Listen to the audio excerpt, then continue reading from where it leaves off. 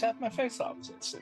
Well, speaking of cutting people's faces off, welcome everyone to session 1 of Apeiron Aeternitas, a Stars Without Number actual play. And I'm going to be candid. I'm a little nervous. I've never actually run this system, but as I was just actually a few moments ago, all I have to remember is two things: skill checks 2d6, and if you want to hit somebody, it's a d20. So it's pretty straightforward, and there's not a whole lot of skills that I need to have memorized. They're actually I can Those count are as all the rules. that's really all Yeah. the rules right there. They I, fit I on think the I've back of an index explained the card. entire system, so I'm pretty Yeah. excited about it. But with that Looks being very said, cheap. we're just going to quickly go around the table. I'm going to have everyone introduce themselves. We actually have a new face here on the stream. Super excited to welcome David.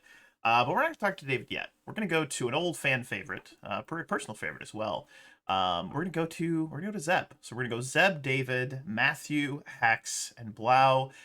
Fill us in. Who are you, and what character are you playing in today's adventure? Hi, everybody. I am Zeb. I'm going to be playing the character Emmett Griggs. I am a gun-toting, shit-talking space cowboy. David, you're up next. All right, yeah. Well, my name's David. I will be playing Dakota Dare, who is a gun-toting, shit-talking space Cajun. So I guess we could. I guess that kind of works together. I like it. I like it. Matthew. Hello, everyone. My name is Matthew. I play Ross Costell, who is fairly gregarious engineer who worships the great prophet Tiberius, the scientist who about a millennia ago invented faster than light travel. Everybody, Professor X again. I'm sorry, and I'll be playing the character Lachlan Baird, who is, well, imagine if a traditional Irish Catholic priest were actually a imam from the Muslim faith, and also in space. Bob's your uncle. I think I understood some of those words. Good, excellent. Continue. Hi, everybody. I'm Joe. I'm playing Elias Cadeno, an ex-Navy technician who would never admit he was a technician in the Navy and not like a combat officer, like a bridge crewman. And of course, I am Dare Wolf, the Game Master, and I will be helping tell this strange tale before us, as it were. But this is session 1. I'm just going to do a quick little intro. Give a bit of a background of what you guys are, what's happened up to this point with the crew, and then we're going to dive into our first scene with a certain Emmett in a certain med bay on a certain planet. But now is the year 3200. Fragile web of interstellar commerce and exploration has been reformed. Countless worlds remain locked in the darkness of the silence, awaiting the bold merchants or reckless explorers willing to return them to the embrace of interstellar humanity. One of these brave groups of explorers is the crew of the Fancy Dancy, aka the Condor. During their last trade run from Agortha, the planet orbiting the second star of a trinary star system known as the Kakron region, the crew ran into a bit of trouble and, as they put it, were screwed out of a lucrative payday. Now all but marooned on the planet of Kakron, in the city of Aknot, in the cantina known as the Red Dwarf, a few of the crew sit while their ship is repaired with their last few credits. Their discussion is what their next move will be. Little do they know that that next move is about to come to them. I'd actually like to open, though, our first scene, not in the actual cantina of the Red Dwarf. We're going to open our first scene in a small, sort of like a medical bay or medical tent, really. It looks like it was built out of an old a warehouse. There's some holes in the roof, but on this more desert-like planet that is Kakron, it doesn't really rain too often. Most of the water is getting gotten from underground, but we're actually going to open up in a small little room. It's lit with these kind of flickering fluorescent light, and we see lying on the bed, he's got a couple of bandages wrapped around him. Looks like he's obviously been through quite a bit. There's a big bandage, almost comedically, wrapped around his head. But we see Emmett. And Emmett, I'd like to take a moment just to describe your character what he looks like, and fill us in on just a little bit about what we would see if we were staring at him, as the old man in the room with you is. Emmett he's a taller guy, probably around 6'2", 6'3". He's got his hair shaved, very buzzed, almost military-esque, but he doesn't come off as military, maybe militia. He doesn't talk about it too much. He's just kind of born a wanderer and did bounty hunting for a little bit, got involved with some pretty crappy people, and he kind of uses sarcasm as kind of a filter for his feelings towards a lot of things. And he looks like he would fit in almost anywhere on the outer worlds. And that's kind of what he goes for.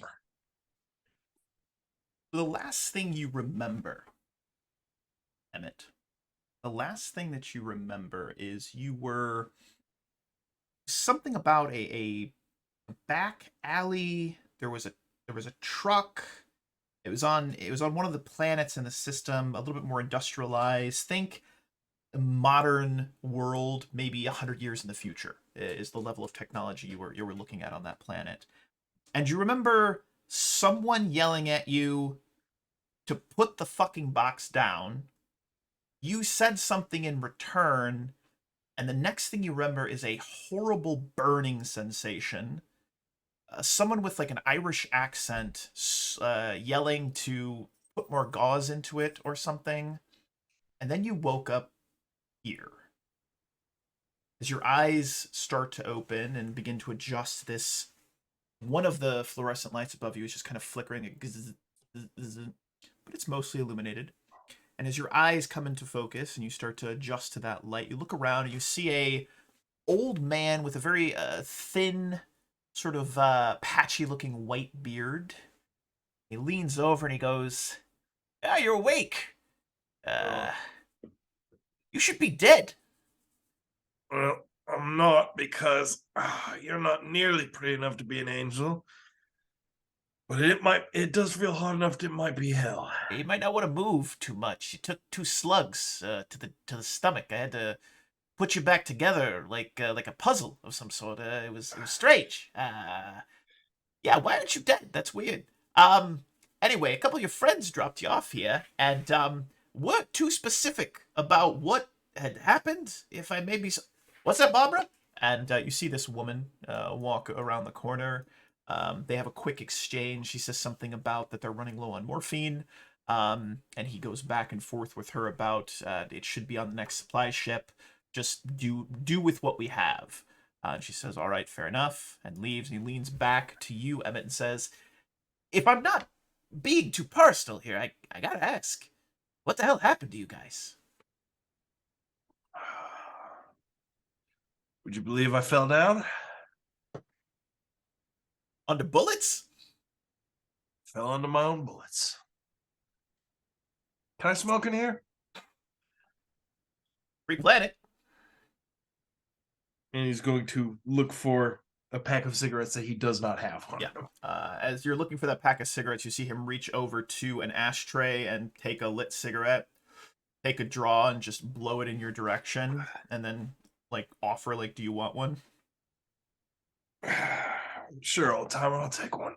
Yeah. So he'll take a cigarette, offer it to you, light it, and he's just looking at you, and he just seems curious. He seems interested in like stories that you might have to tell, but he doesn't really press in too much in this moment. He just looks at you. He checks some of the little vitals. You hear a little doot doot doot doot doot doot. You know, the little beep of the heart monitor, and he says, "Well, I'm gonna be honest with you. Now that you're awake, I'm gonna have to kick you out. Your friends didn't have enough credits to pay for an extended stay, so can you walk?" I have no idea. Great question.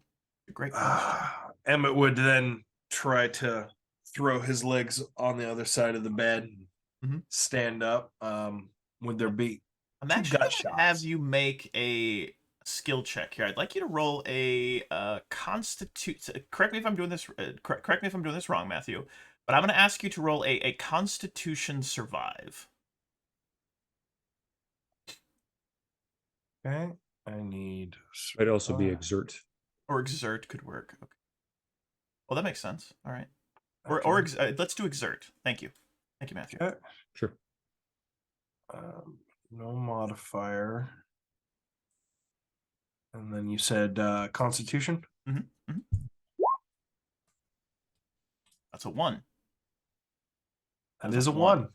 Wow. All right. Well, here's what I'll tell you, Emmett.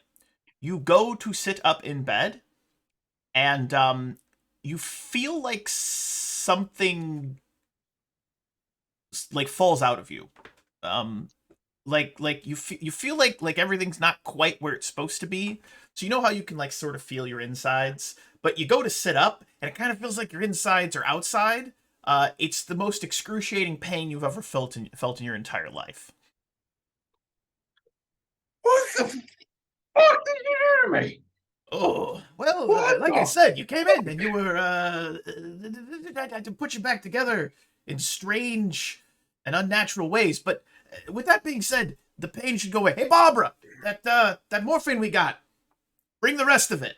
Yeah, all the morphine. And we're gonna, God. we're gonna leave you there, Emmett. We're gonna leave you there for a moment. As walking up to the door, I'd like to know who would have taken the time. You've been on this planet now for roughly 4 days. Your ship is currently in dry dock being repaired. Who would go to check on Emmett? Elias. Elias. We see Elias, this man walking up to the door of the. It literally says Fixum on the sign here. It's like it's not like a fluorescent neon sign. It's just like drawn on the cement, the concrete of this building. Fixum is what it's called. And we see Elias. That was Elias, right? Walking up Yes. door. Take a moment, if you would, to describe Elias to us. Elias is a man in his maybe mid 30s, early 30s. He has close cropped, definitely military haircut. Like he's definitely attempting to emulate that look, even though he's very clearly not wearing a military uniform, but his clothing is kind of a pseudo uniform as well. Like he's trying to emulate the look of a professional. Mhm. And he speaks in kind of clipped tones and moves stiffly, like he after knocking on the door, he'll put his hands behind his back and stand, kind of bolt upright. I like it. I like it. The door itself opens up, and there's a giant man there. No, but the door itself opens up, and you see a man with this kind of like shaved head, but there's a strip of hair. It comes down to this long, sort of aggressive sideburn. He's wearing this green cap, and he gives you the impression of being a kind of maybe a guard or some sort of security on site. They do have a lot of, narcotics and whatnot here. So he slides open one of those latches on these huge metal doors to the Fixum, opens it up. Business? He offers a nod and says, "Here to see Mr. Griggs." Slams it shut. Opens it back up. Yeah, you were the guys that dropped him off a couple days ago. He's still alive, surprisingly. Is he? Yeah. Good news, bad news. And you hear the door clink, clink, clink. Opens up. And as he welcomes you in, he says, it ended up being a lot more than we thought it was going to be. I'm talking to the doctor, and yeah, I'll let Barbara explain it to you. But hey, good news. He's alive. That's good. Good news, bad news. Bad news, it was expensive. Good news, he's alive. So carry on. And he welcomes you inside. And Elias will walk through, assuming he's led to the room, or does he get walked to the He's gonna get desk? walked to the front desk where you see the woman. She looks to be maybe in her late 50s or early 60s. She's wearing this kind of like old style, almost like a nun's. Is it not a frock? What's it called? What's the thing that the nuns wear? I'm having a mental Wimple. block. wimple. A wimple. It looks like a wimple. Thank you. And she's busy typing at a computer, this little terminal, and she looks up to you and says, "Oh, welcome. Yes, he's alive, which is good. However, your bill came to 3,562 credits." Mr. Griggs has an incredible debt then. Is he ready for release? Yes. And she's going to motion to the second door down the hallway, where you'll see the doctor walking out. He yells to Barbara for some morphine. She says, "I'm going to get it," but that gives you a chance to walk in and see your slightly injured friend lying on the bed. You said you were alive. Fuck, I don't feel alive. Fuck. Barely look it. Jesus, where did you bring me? Did you see that motherfucker? This is called Fix 'em. Really? He gives you kind of a shit-eating grin at the name of the place. Oh my fucking god. Oh, I feel like everything's been put in upside down. They said you owe them 3,800 credits or some such. 38 for this? Fuck that. This is not 38. Alive. This is not 38. He's laughing out of work. character. Oh, get me the fuck out of here. Elias, get me the fuck out of here now. Well, I don't plan on ever coming back here if we can help it with a 3,800 debt in our head. He kind of says in a lowered voice. Robbery, this is. Let's wait for that morphine. Maybe you can have a 3,900 credit debt. And then we'll get out of here. I'm not going to say no to morphine right now. Oh my god. It feels like, again, that someone took a blender, put it into your stomach cavity, and turned it on to mince or maximum blend. One or the other. It's a bad feeling, is what I'm going for. If that old man touches me again to check if stitches have healed, I'm going to hit him. If he pokes me about stitches, I'm going to hit him, Elias. You're going to hit him about as hard as he can hit you. Oh my god. Lord. We need to get the fuck out of here now. Where the fuck's the morphine? And the doctor comes back in. He's got a big bag of morphine. This is the last one. And it's for you. It's going to be 1,000 credits, but it's going to be worth it, because at least you can walk. Oh. And he's going to hook it up to your little, the little IV, and you're going to start to feel a lot better in this moment. But I'd like to pivot away from the from the medical bay, fixums, as it were. I'd like to pivot to the outside, where walking away from there's like a starport kind of, almost looks like a garage, like a repair shop, but for spaceships, that is at just across this ravine. It's kind of this opened air, massive building with these metal walls. Kind of looks like an old, maybe military base at one point that the locals converted into this kind of, road stop spaceship repair shop, as it were, is what you see. So you hear some like welders, you hear some clanging, you hear that, but we see Lachlan walking across the bridge. Lachlan, you've just been told how much the repairs are going to cost. It's going to put you guys into debt for probably the next dozen or so jobs, but at least you have a starship. You're not stuck on this planet. What is the expression on Lachlan's face in this moment? And describe your character, please. I would say probably one of wry amusement at the whole situation. I think he's pondering the fact that not only did God put Emmett Griggs in a very painful position, he saw fit to share that painful position with literally everybody else. So, when it rains, it pours, I think. Lachlan is, he's a man in his early 60s. He's got the frame of like a Liam Neeson type, but he's a little bit slightly more hunched and slightly more tired, a little more haggard than that. He wears the traditional clothing of an imam, spacified, of course, since this is the year something or other. 3200. Thank you. Since this is the year of what he said, and he walks with a sense of like there's a sense of world weariness about him, right? He's got receding white hair, big white beard, you know. He looks like a priest, and that's because he is. And so as he's walking, I think he's muttering to himself a traditional prayer. He says, "In the name of God, the infinitely good, the all merciful, praise be to God, the Lord of the worlds, the infinitely good, the all merciful, Master of the day of judgment. Thee we worship, and in thee we seek help. Although I'm not sure why at this moment.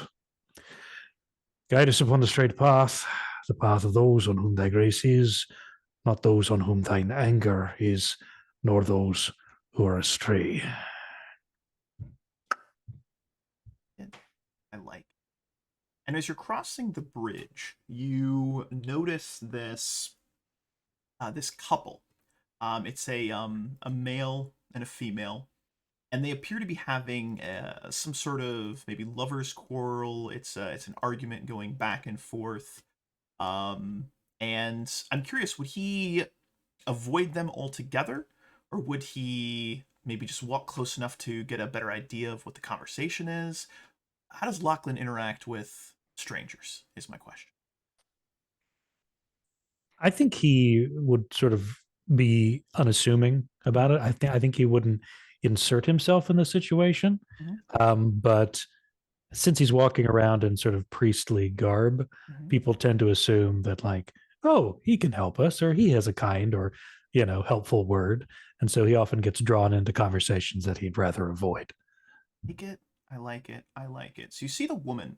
She sort of looks as though she is maybe works at the spaceport. Maybe she is a mechanic or something like that. She's got these big earmuffs that are draped around her neck. She has a black hair that's pulled into a very tight sort of bun at the back of her head. She's got grease stains both on her hands and her face. And she's got this, it looks to be bordering anger, but not quite at the point of anger. The man that she is arguing with is dressed, he looks very out of place in this dusty, backwater town on this planet. He almost looks to be, well, for lack of a better phrase, almost kind of like a corpo. He's wearing a suit. The suit itself is slightly dusty. It's got, maybe some stains. Looks like he's maybe been here for longer than he anticipated. But his face itself is this he kind of looks like this, maybe a little bit of a more portly man. Most of the people you've seen in this town have more slender frames, maybe a little bit malnourished. It looks like it's a struggling, again, backwater, which is what it is. But as you get close to the two of them, you hear him say to the woman, "I told you, you keep this fucking quiet. If you say anything about this, anything at all, what are you gonna do? What are you gonna do? You gonna kill me? You gonna kill me like you did the rest? I didn't kill them. I told you, that was an accident. You stupid." And then they notice the priest getting close, and he kind of straightens up a little bit. You see him adjust his tie. And what languages does Lachlan speak? I would say mandate, right? The sort of common tongue. And then whatever vestige of Arabic has survived into 3200. And then probably some like Gaelic, right? But that's about it. Gotcha.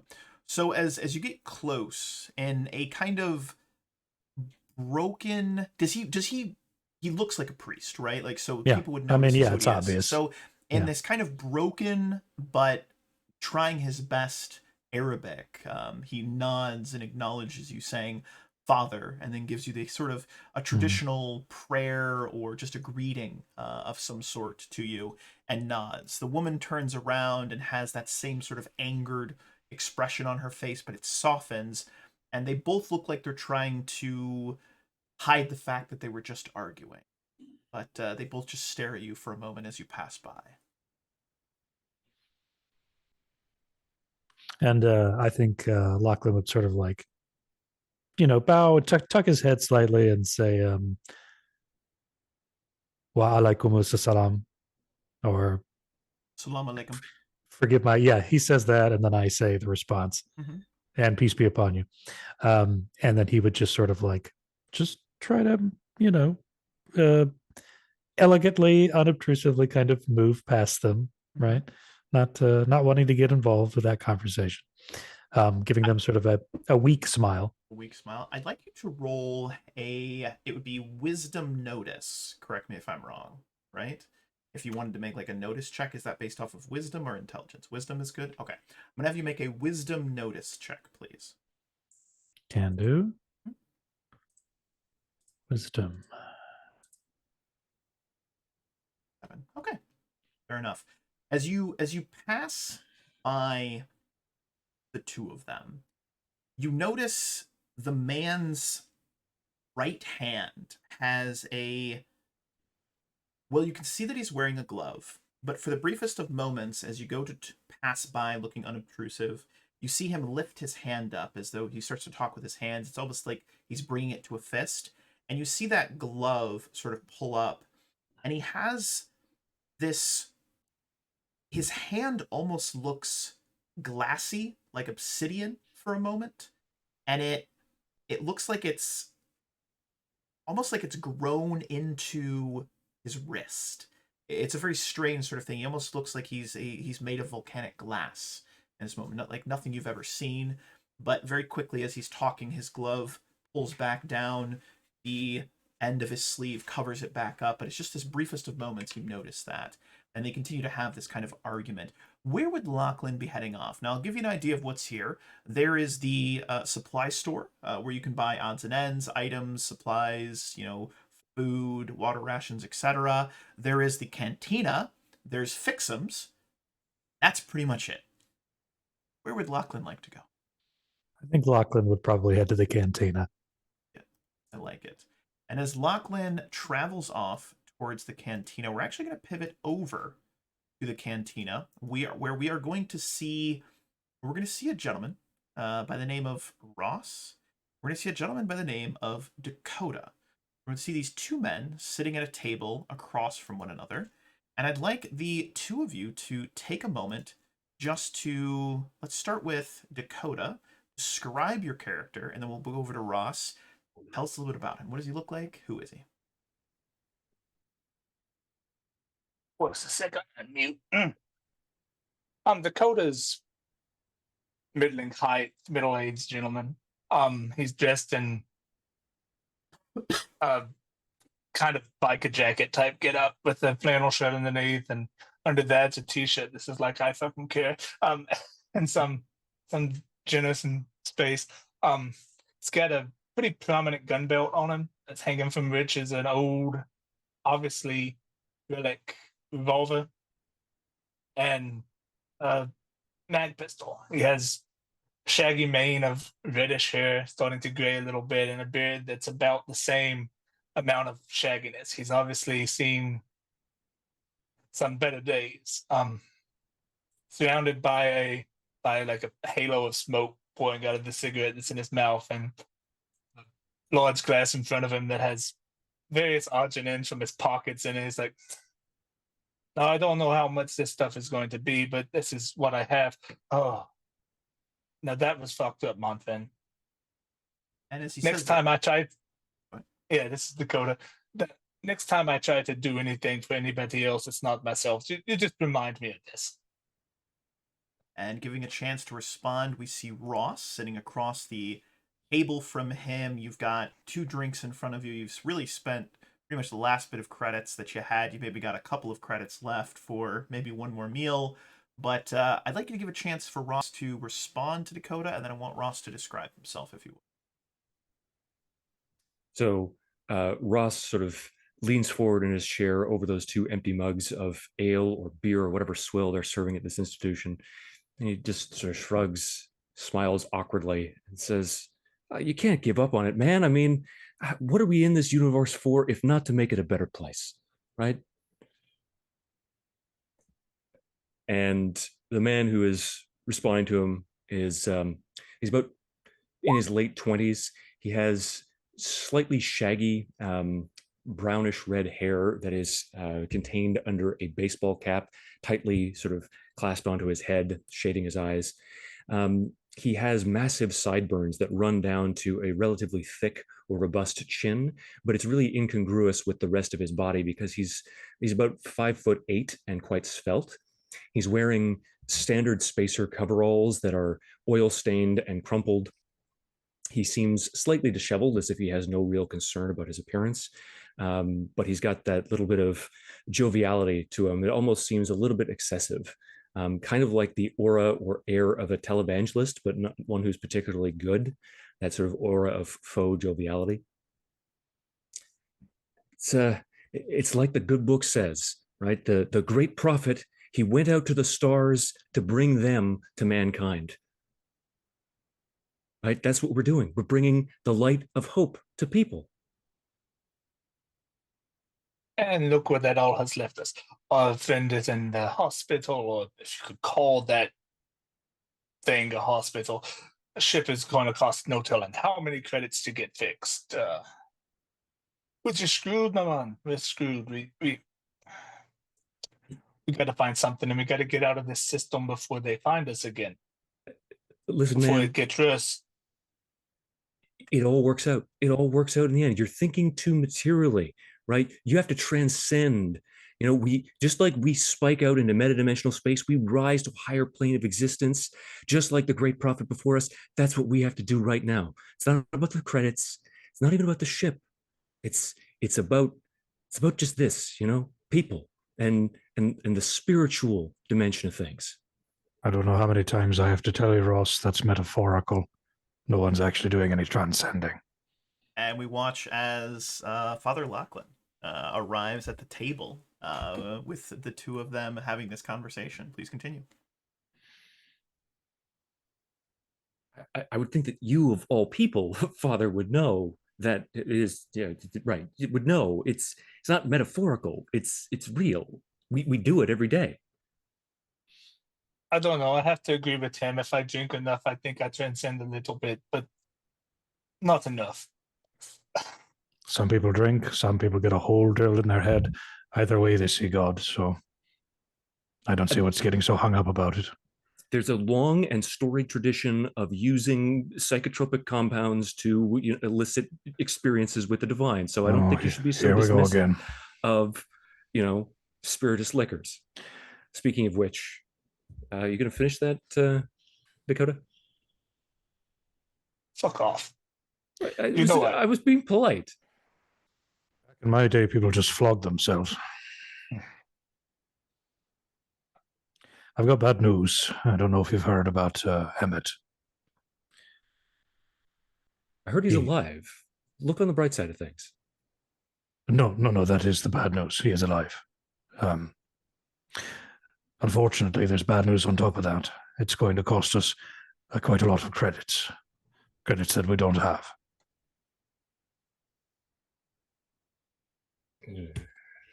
What else is new? Drink, find job, get the fuck out of this system. Oh, him, it'll cost us plenty of credits as well. I am very sorry for all the credits I've caused everybody to be at that. I am so drugged up right now. He's off of his mind. He's seeing God. They give me so much morphine. You mean to tell me that Sawbones let you out of the hospital like that, in that state? Kicked him out. Kicked me out. But the place friend is called Fix It. Well, what did you expect? Well, I expected him to fix it. No. I think that's what the man with the slug gun tried to do. We find that fucker, I'll shoot him in the face. Emmett, please calm down. You know that God wouldn't want you to shoot anyone in the face that didn't deserve it. He shot me first, technically. I feel it. Oh, I need to sit down. Yes, I agree. Yeah. Ooh. Yeah, Elias will try and walk him to a chair as he's been walking him down the street. Elias, as you are walking Emmett to a chair, Emmett, your vision is slightly blurry. It's hard to really focus on anything as you are extremely drugged up on a probably nearly lethal amount of morphine. Just the right amount, probably is what we'll call it.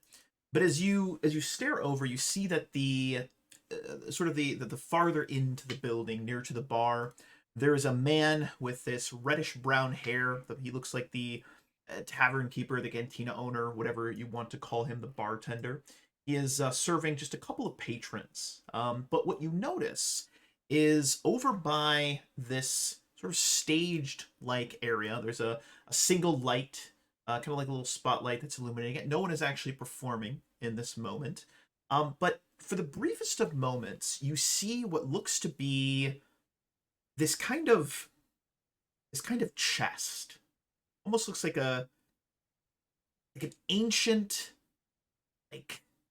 treasure chest, the best way to describe it. And on that chest, it's got these gold sort of like frills around it, kind of thing. Little frills that come off. There's gold inlay, and around it you see these kind of almost stick-like figures. Look to maybe people. One of them is kind of cowering. Another one is got his hands on the side of his face. Another one looks to be fighting with someone else with like swords.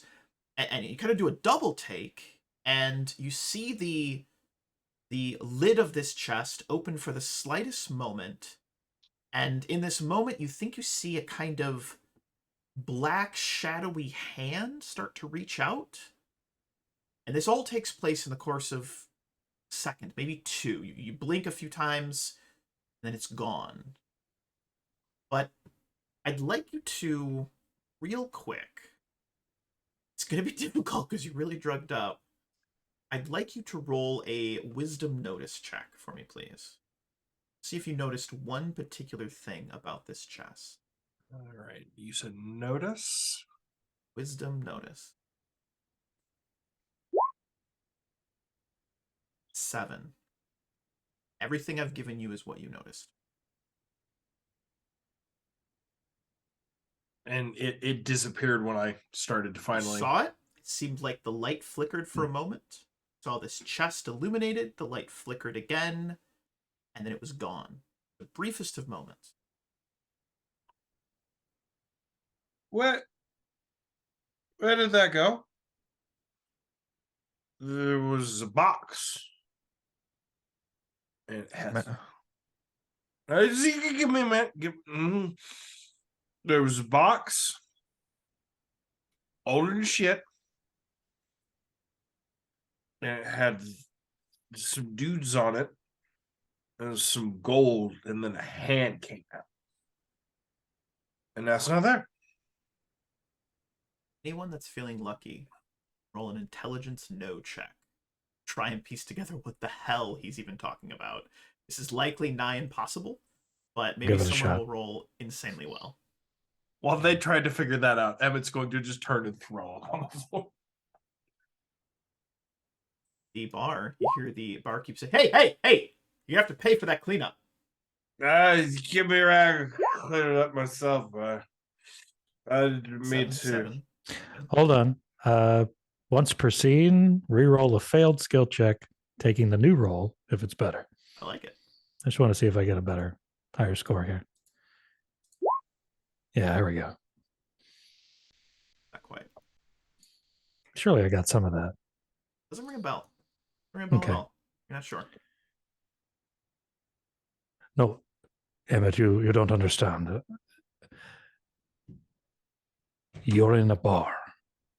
People walk around with what may look like boxes, but are actually tankards or drinks. They sip these drinks, and then they feel, I'd venture, a quarter of what you're feeling now. I thought I Okay. was drunk. Slides his drink over to him and pours another one out the pitcher that's on the table. I thought I was drunk. Ah, No. None for him. No, It's absolutely not. fine. He gave it to me though. And oh, come on, my friend. It will level him out a bit. This is the worst case. I'm gonna so many holes just leak out. It's not even like I'm drinking it. You can't.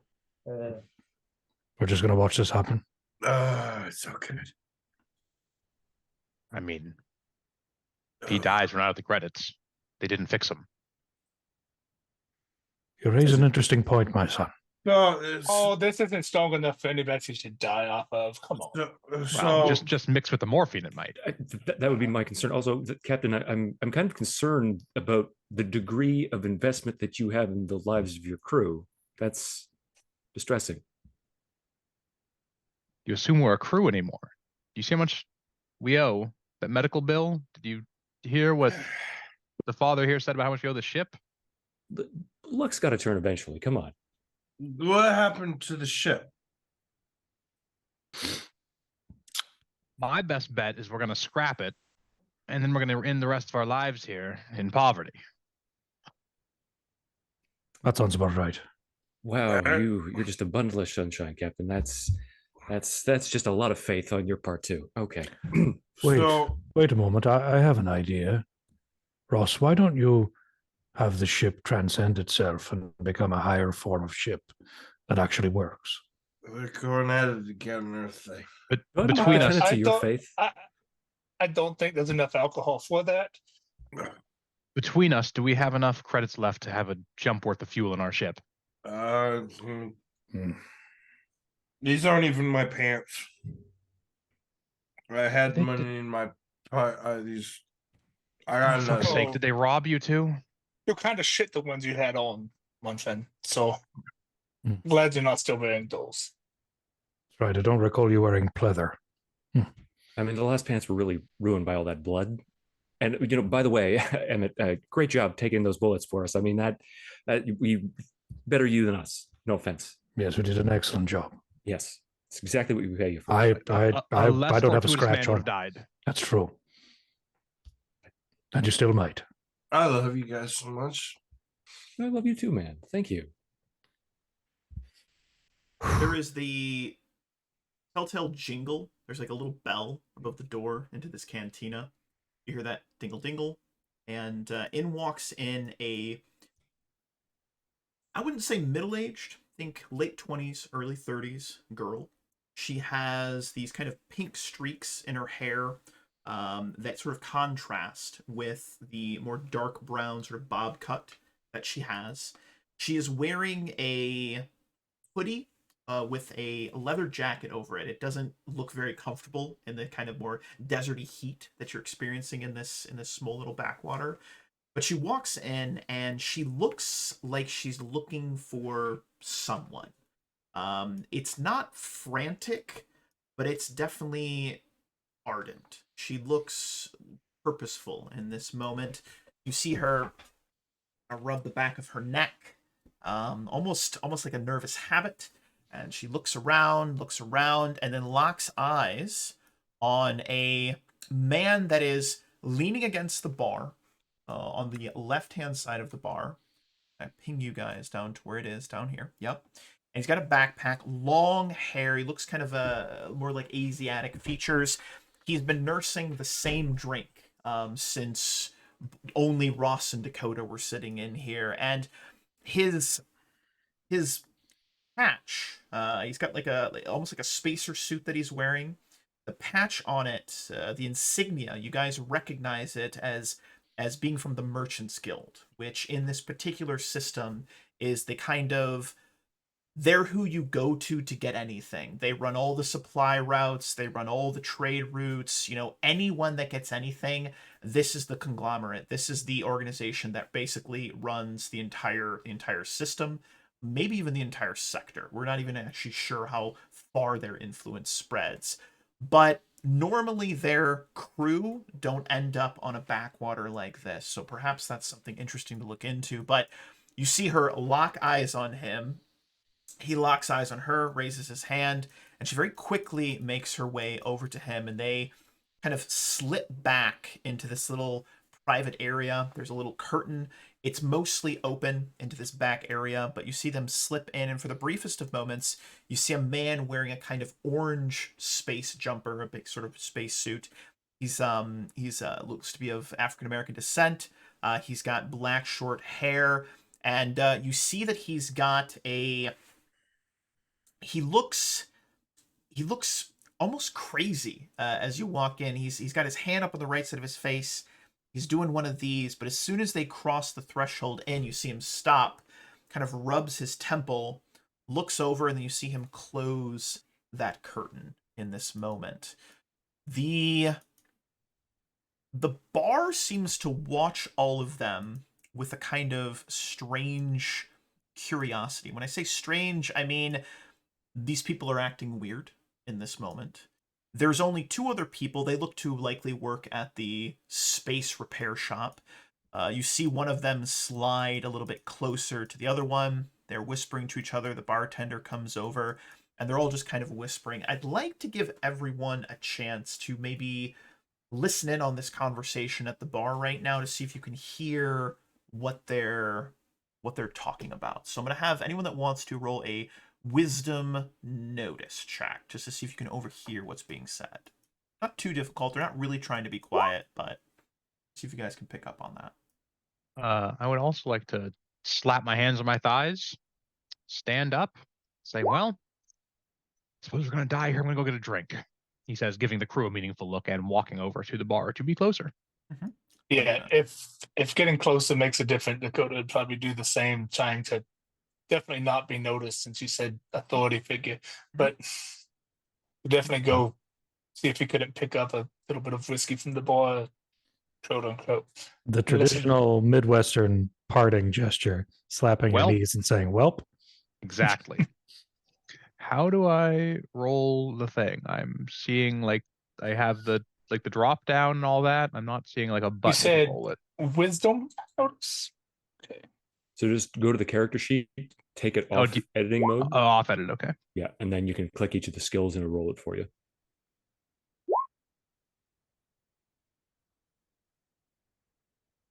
I've won. Elias, well done. And 4 is a no. 6, no. 9. 9 will succeed, though. 9 will succeed. So, Lachlan, you're going to overhear the bartender walk over to the other two. They appear to be regulars. The interaction between the groups, they seem very familiar with each other. So he walks over, he sets 2 drinks in front of them, and they start to talk about, like, what do you make of them? The other two, the sort of space workers, you could call them, they look to be like mechanics. One of them's rubbing her chin. The other one has almost looks like a robotic arm. It's very low tech, so it kind of makes a noise, and it doesn't look like it has a full range of motion. But she brings it up, reaches out, grabs the drink. But you overhear them, and Blau, Elias, you're gonna overhear this too. They're discussing how strange this merchant crew is. They discuss that they just showed up one day, they didn't have a ship, and they've been acting very weird since they got here. They pay their bills, they like disappear at night, and then they're just here in the morning, and they keep having a conversation, and they wonder if it has something to do with that corpo that's been walking around. They specifically use the word corpo, is what they say. But the bartender sees Elias approach. I believe Dakota was going to be moving over to the bar as well. Correct me if I'm wrong, Dakota? Yes. Okay, perfect.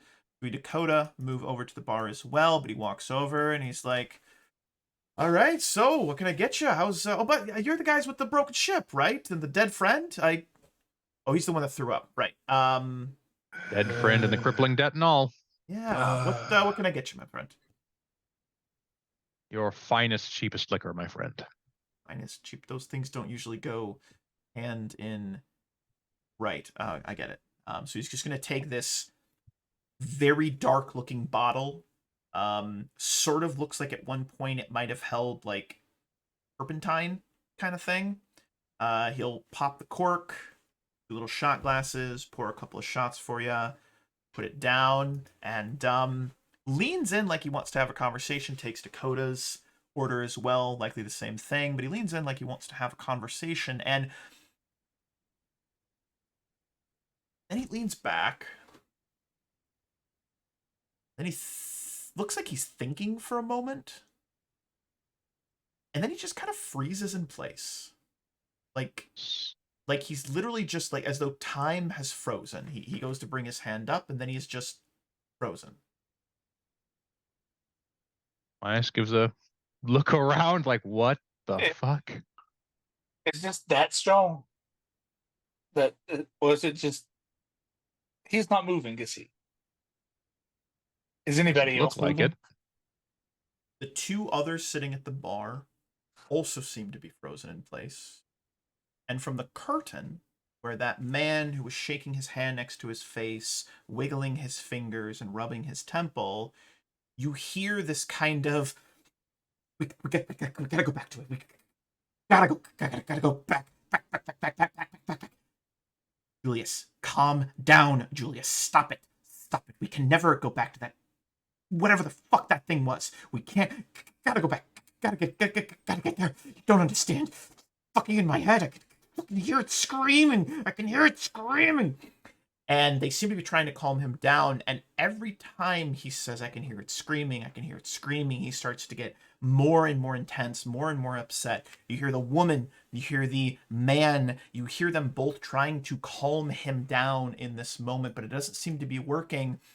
But you both notice that the bartender, that he starts to look as though he's got these kind of little boils on his face for a moment. You see these kind of like, they almost look like pimples at first, but then they start to get bigger. And his eyes start to kind of water a little bit. And he starts to sweat profusely. As you look over to the other two individuals, you see one of them is, their hand is moving, but the hand, it's the mechanical hand, is starting to reach out towards the friend, the other person, and is going towards her neck. That woman, in that moment, is bringing her hands up to her face as though she wants to scream but can't. Her mouth is agape. What would you guys like to do in this moment? Elias starts to back away from the bar. Check, please. Fuck is all this? He's never seen anything like this. He's like, what the? Just kind of backing away in kind of shock. Lachlan and Ross, you both see this sort of commotion at the bar. You hear this yelling. Your eyes are just sort of instinctually, eyes and ears are pointed in that direction. You hear this commotion starting to happen. You see the bartender. You see him. He's sweating. You can see just barely these little, like, almost little pock marks, these little, almost like little pustules starting to appear on his face. And curious, what do you guys do at this moment? Ross is just going to shoot a look over at the father and then gesture over to the bartender with a kind of questioning arc of his brow. Then, without waiting for a response, he's just going to sort of heave himself upwards and start walking slowly towards the pair, judging their reactions to see if they're responding to him. They are not. The one has her hand wrapped around the other's neck and looks like she's starting to choke her. The other one is struggling for air. The man behind the curtain, this commotion, you hear the woman screaming at him to calm down. You're going to hurt someone. Calm down. The other guy says, I'm going to have to give him a shot. I'm going to have to give him a shot. I'm going to have to knock him out. No, if you do it again, she yells back, it could kill him. And he goes, and if we don't, it could kill us all. It could kill us all. But I want to give everyone a moment to react to everything that's happening here. Oh, I swear somebody gets shot this time. He'll go and try and take the woman's hand down from around their friend's neck. Like that. I like that a lot. So as you rush over, I'm going to have you roll a strength exert, I think would make sense, to try and grab the woman's hand, this robotic hand, and pull it off. But as you get close to her, now remind me, Matthew, save is a It's a basic roll. It's a straight D20 roll against whatever your save DC is, which starts at a 15, goes down by 1 every level. So if I wanted him to roll a kind of like a will save, is that correct? Am I saying that? Am I doing that right? Could be doing a mental save. Mental right? save is what it is. Okay, excuse me. It's Mental also on the save. character sheet. Yes, okay, it is. So it would be a mental save. I want you to make a mental save because as you get close to these two people, you start to hear these. It sounds like some sort of ancient Grecian language is what you start to hear, is the best way I can describe it. And you kind of hear this, almost sounds like chanting, and then you hear what sounds like commotion, and it almost sounds like battle. And you, without realizing it, the rest of you would see that he is starting to, even though he's reaching out to grab the hand, his other hand is going towards his sidearm, as though he's about to draw it. Oh, Ross would charge forward at that and try to sort of tackle him forward, grappling for that gun. Perfect. So would you consider that an attack roll, Matthew? I think that would be sort of a grapple, which would be an opposed exert or punch check. I like probably that. with strength. Okay, so I'll have you both roll a exert check. It'll be strength exert is what we'll roll. It'll be opposed, so whoever gets the better Could it be roll. dexterity? I mean, What what would you like trying to dodge out What would you like to do instead? instead of Dex. Dakota is not going to physically try and fight this. He'd be like, get out of the way if he is able in absolutely. his state. So exert dex. That totally makes sense. I would allow that, absolutely. Less of a strength thing, more of a you're a slippery bastard. I like that. Yes. That's it. Oof. So as you go to tackle him, he almost it looks like he has this kind of sixth sense. He just pivots, and your tackle, you go right past him, slamming into the bar, where you finally see this man in front of you. He is weeping.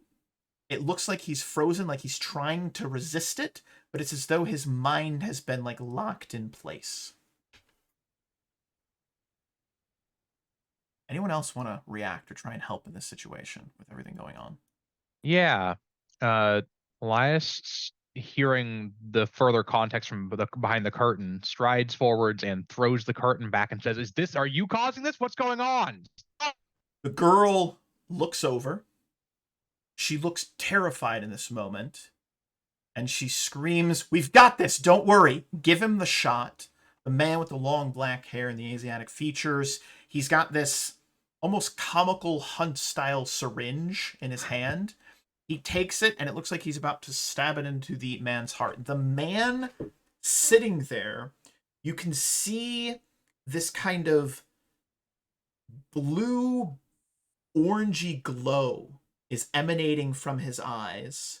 And you watch as he is almost looks like he's hovering ever so slightly off the chair. And there's this, it feels like there's like static electricity in the air. All of the hairs on your arms stand up, even the hair on your leg, the hair on the back of your neck. It feels like there's electricity in the air in this moment. But the man takes the syringe and he slams it right into the man's chest, right where his heart would be. You hear that as he presses it down. The gentleman seems to drop about an inch. His eyes no longer illuminate. That static electricity feeling in the air instantaneously dissipates. The man sort of gasps for air. We've got to go back. And he just falls forward onto the table. The woman quickly checks his pulse, starts to shake him, and there's a bit of a commotion there. But the man at the bar, the bartender, collapses. The woman that was going to try choke her friend releases. She takes in a deep gasp of air. The woman that had her hands on the side of her face takes in a deep gasp of air. Dakota, you have your firearm as though you feel like you wanted to shoot these people, but you quickly realize that's probably not what you want to do, so you can holster your sidearm. And the whole bar all you hear is this deep gasps for air, and the woman just frantically saying shit over and over again. Shit.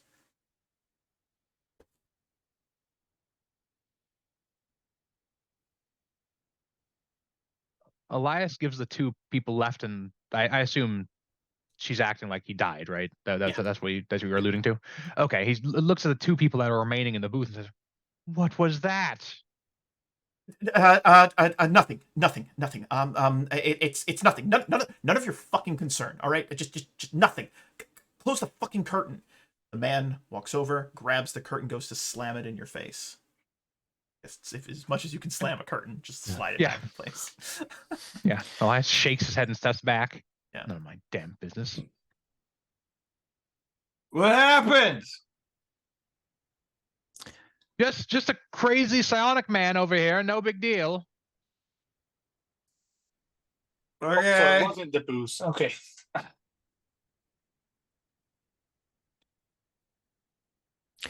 Is anyone hurt? The bartender slowly rises to his feet. Excuse me. He no longer has those weird little pustules on his face. He still looks like he's drenched in sweat. He kind of wipes his eyes and seems very disoriented, looking around, and the words he mutters these words once and then twice, and even as he speaks them, it seems like he doesn't understand what he's saying. They seem almost foreign, almost like you're eating something that you don't like, so it's kind of that kind of like, it almost like tastes bad as he says it. But he says, Apeiron Aeternitas. Apeiron Aeternitas. Yeah. What the fuck happened? Why am I sweaty? He just seems very confused.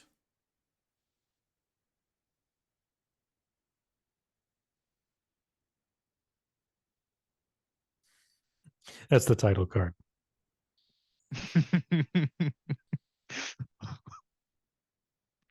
What is this? Some type of Apeiron Aeternitas? I'm assuming Emmett is coming off of this bootleg, watered down moonshine morphine at this point. You're feeling weirdly more normal in this moment, mainly because the game master wants to give you a chance to interact and not be drunk. So you're sobering up, as it were. Yeah. That's what we're going to go with. Coward. He's definitely going to come around and just kind of start checking on people. The two women seem, for a moment, disoriented, but then quickly get to their feet. The one looks to the other and says, "Did you try to choke me?" The other looks back and says, sorry. And they just seem, again, disoriented, a little confused, and don't seem to quite remember what just transpired. I'm shadowing Emmett just to make sure he doesn't, pass out or anything. So, what the fuck is going on here? That's what I'd like to know as well. Kind of a mad scion, I think. He leans in and whispers under his breath, "I think they killed it." Like, in broad daylight? No, in the booth behind the curtain. Yes, in broad daylight. Okay, so...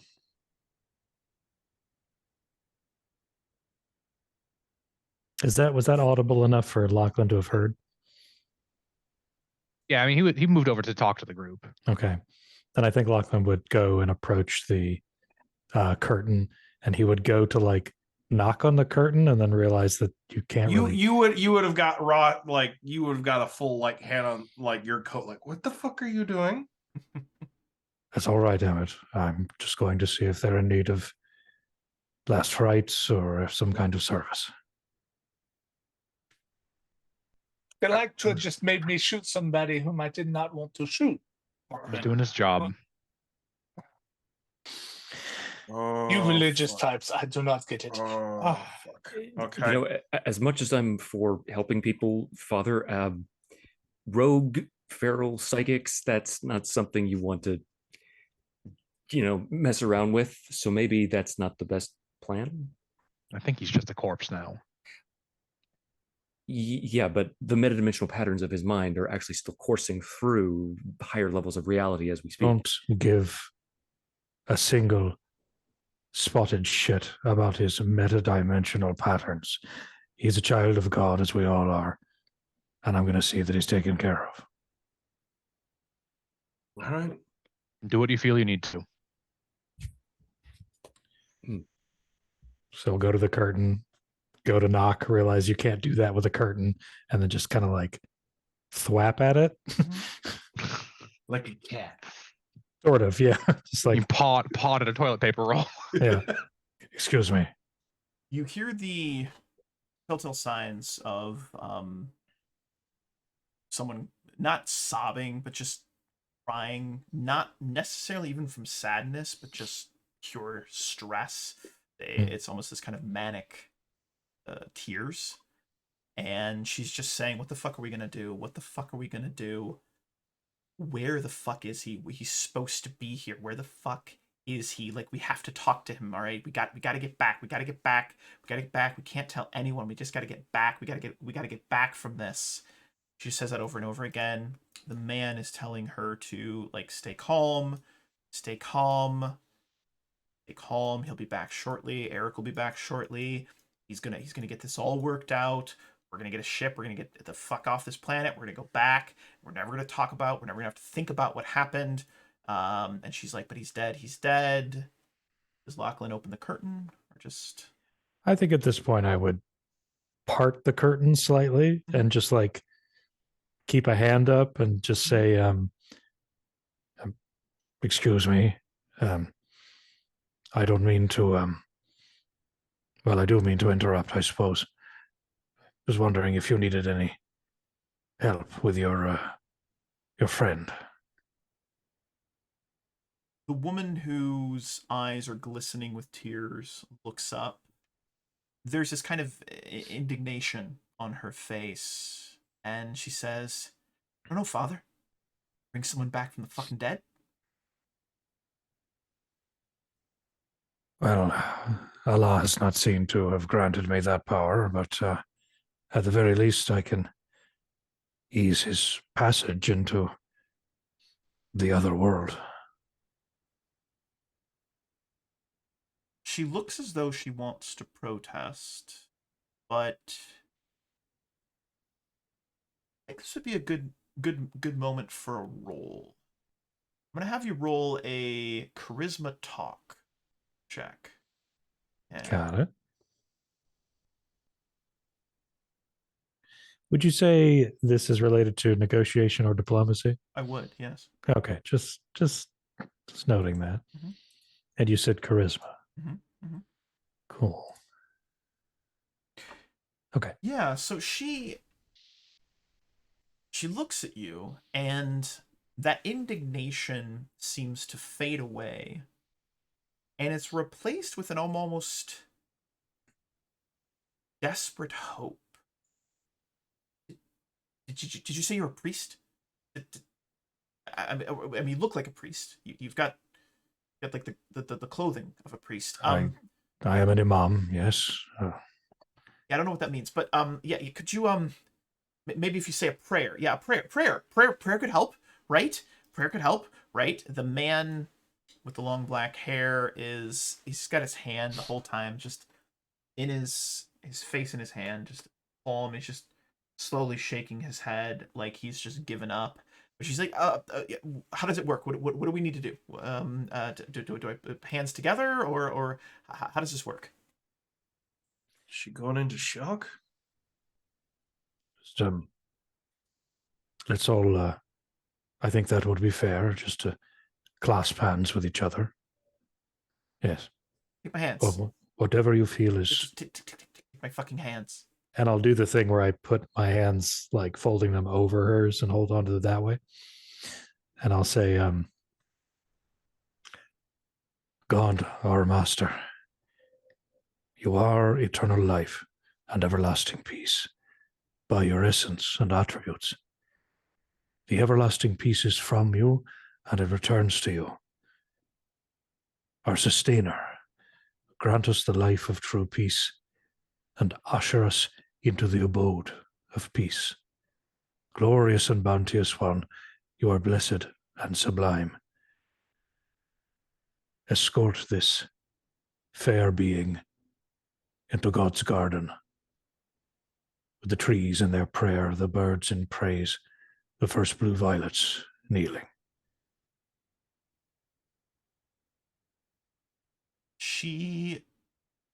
Her breathing, which was very frantic, this kind of hyperventilation, ventilating, it steadies over the course of this prayer. And there's this sort of rhythmic, just in and out, inhale, exhale, and she seems to have matched your very calm, just methodical breathing in this moment. The man to the left of you, the right of her, has looked up from his palm, seems to have been sort of almost entranced by what you just said. And he also has that not desperate look of hope on his face, but this kind of maybe it's not all fucked look on his face. But to break that sort of moment of calm, there is the voice of the man, this corpo that you saw earlier, Lachlan. And he says, "What the fuck is going on here?" I believe those are last rites. Somebody fucking ask you? What the fuck are you doing? What the fuck happened to him? What?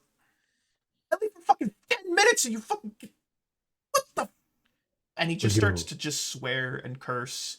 And he just seems to just lose his mind in this moment with frustration. Will you excuse me, dear? It seems someone else needs God's grace. And we'll let go of the hands, push through the curtain again. And it is at this point that we become well aware that Lachlan is carrying a pretty large, gnarly-looking walking stick, and approaches the corpo and says, "Yes, sir, how can we help you?"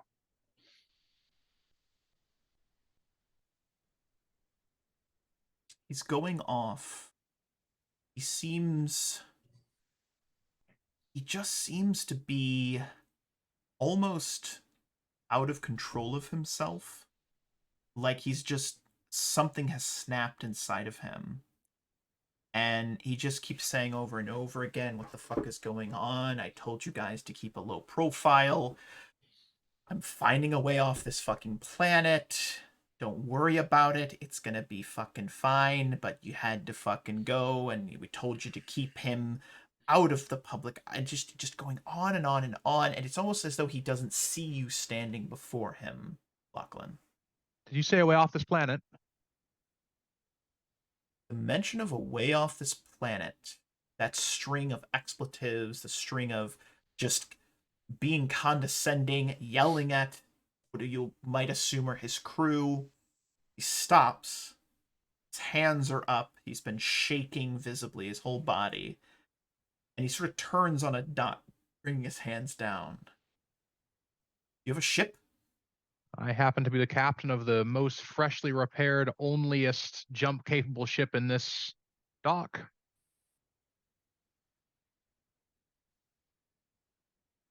His tongue, he takes it and slides it over his top teeth. This almost... It almost looks serpentine for a moment as he does it. Like he sticks it out and then brings it back, rubbing it over his upper teeth. And he's eyeballing you. Like he almost doesn't trust you for a moment, but then there's that desperation I've been describing. It's less frantic and more a hungry kind of desperation from him. He looks intrigued. Elias is doing his best not to look desperate back, but he is. Yeah. Yes. What the captain's trying to say is we need some fuel and some payment for some other things. We can probably help each other out. let me get this straight. You're looking for work. I'll be honest, I'm looking for a way off this. Dust ball. I'm gonna set it better myself. What was your name again? I didn't quite catch what your name was. Captain Cadeno. Elias Cadeno. Elias. You know, that's a great name. I knew a guy named Elias. I used to work with a guy named Elias. He was a real asshole, but you seem like a The man same. who knows how to get things done. You seem like a man who can do what I need to have happen. You can make happen what I need to have happen, which is good. Why don't you and I step over there and have a quick conversation while what I assume is your friend, the father, gives the rights or whatever. Let's talk about business. Elias kind of looks back and forth uncomfortable after his jest got literally no traction. Like he talked over him like, oh, all right, let's go. I want to put my hand on the Corpo's chest before he moves. One of your crew has just died.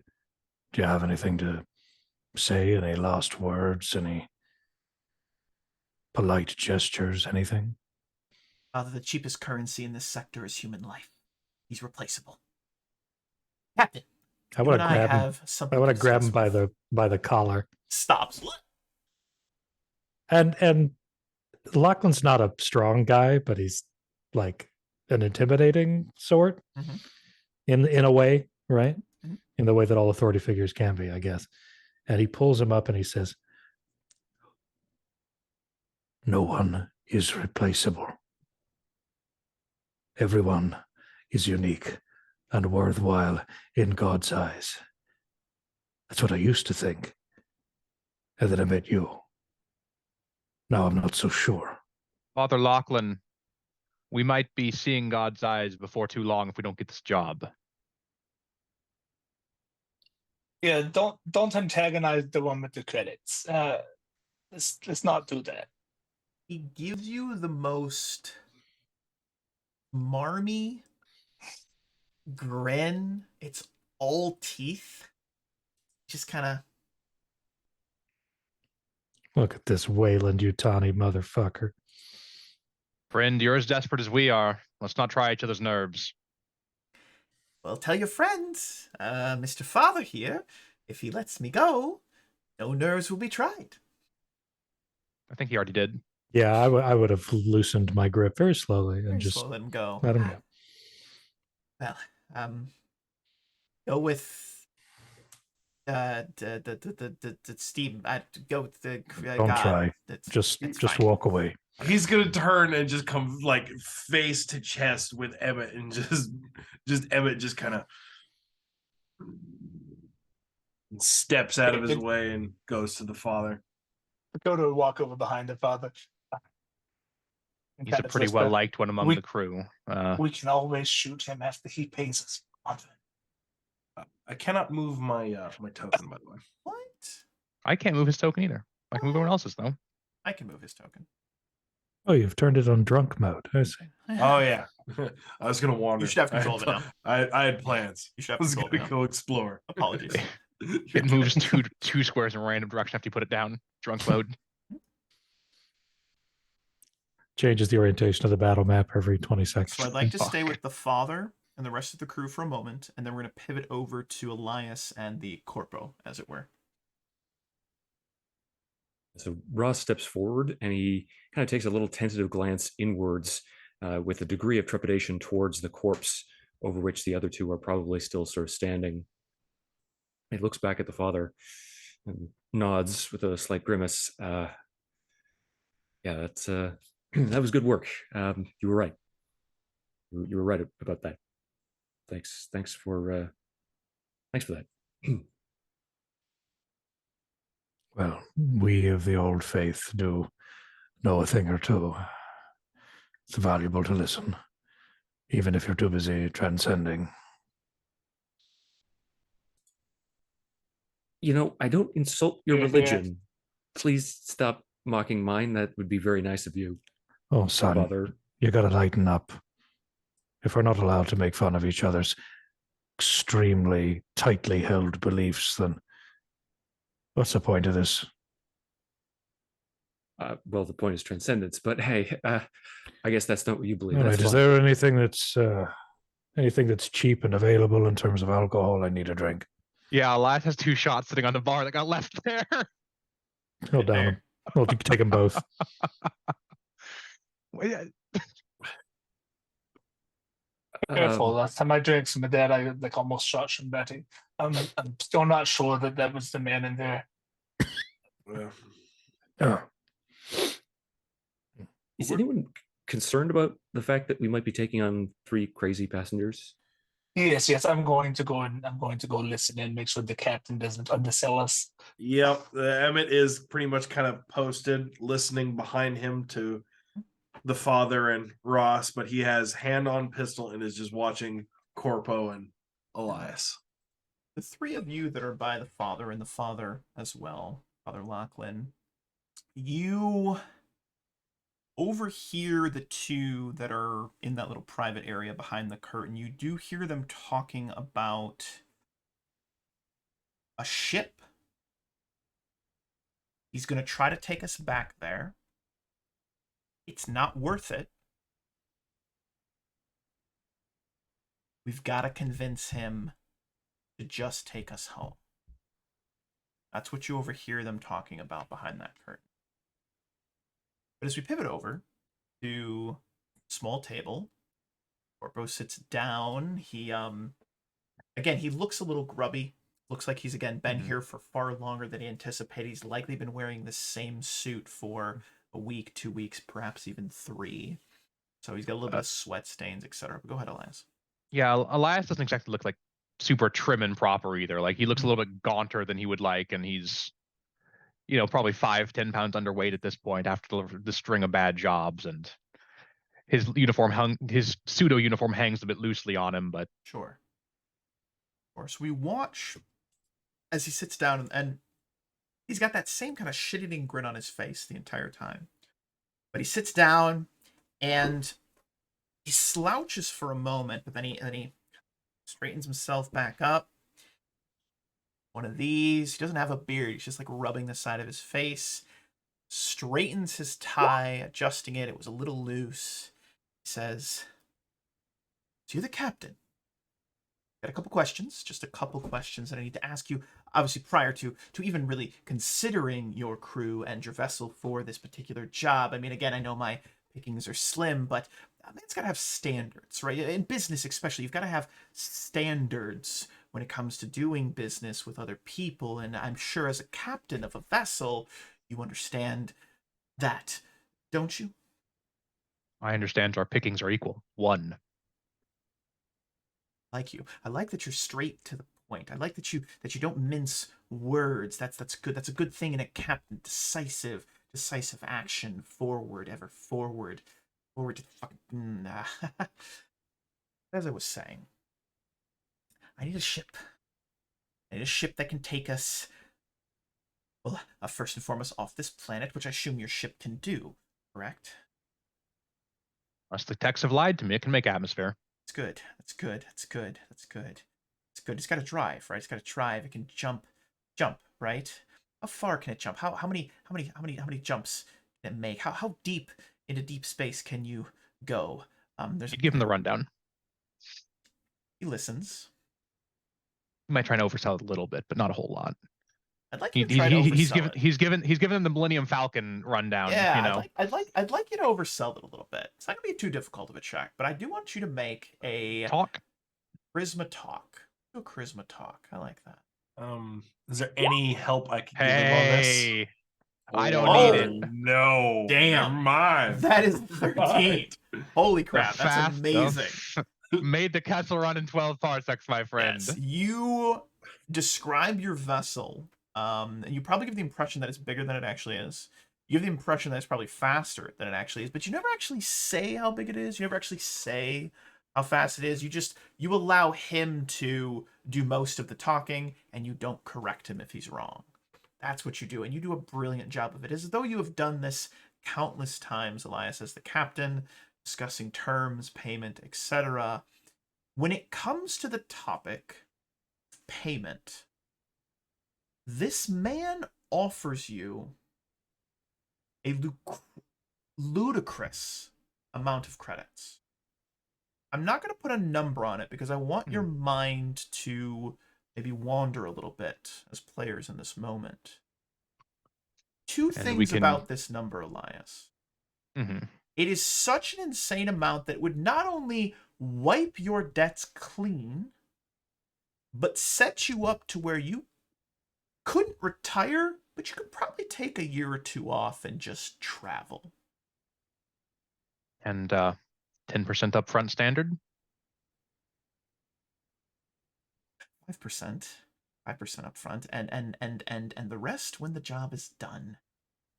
Actually, I couldn't help but notice that I'm assuming your ship's the one that's being repaired in the bay, the broken one that came in missing a part of a wing. I think it was what it was, right? Indeed, it's all repaired now. We just need to pay for the repairs to be unimpounded. Here's what we'll do. How about I cover your expenses for the repairs, cover everything for the repairs. You're a friend there that's creeping behind me over in the corner who's got his hand on his firearm. Seems a little messed up. I'm assuming you've got a debt with the doctor, if he can even be called a doctor, I assume. Right? Oh, yes, the sawbones. Sawbones, sawing bones. That's right. Well, how about I do this? Clear your debt. You take me and my crew. When he says crew, he sort of almost chokes on the word in this moment, as though he doesn't like to say it. He continues on. You take me and my crew exactly where we need to go, and then you get paid and fuck off. We also need to land provisions for the trip. Other than that, I'm in agreement. Right. I'll cover whatever provisions you need. Sound fair? Fair enough. Good. Good. Well, I've got to make some final preparations. But So do we. Elias, right? Elias reaches his You around. hand out to take yours.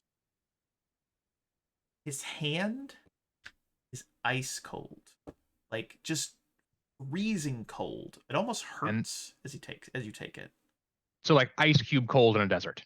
Yes. Ooh. He does his best not to react, but no.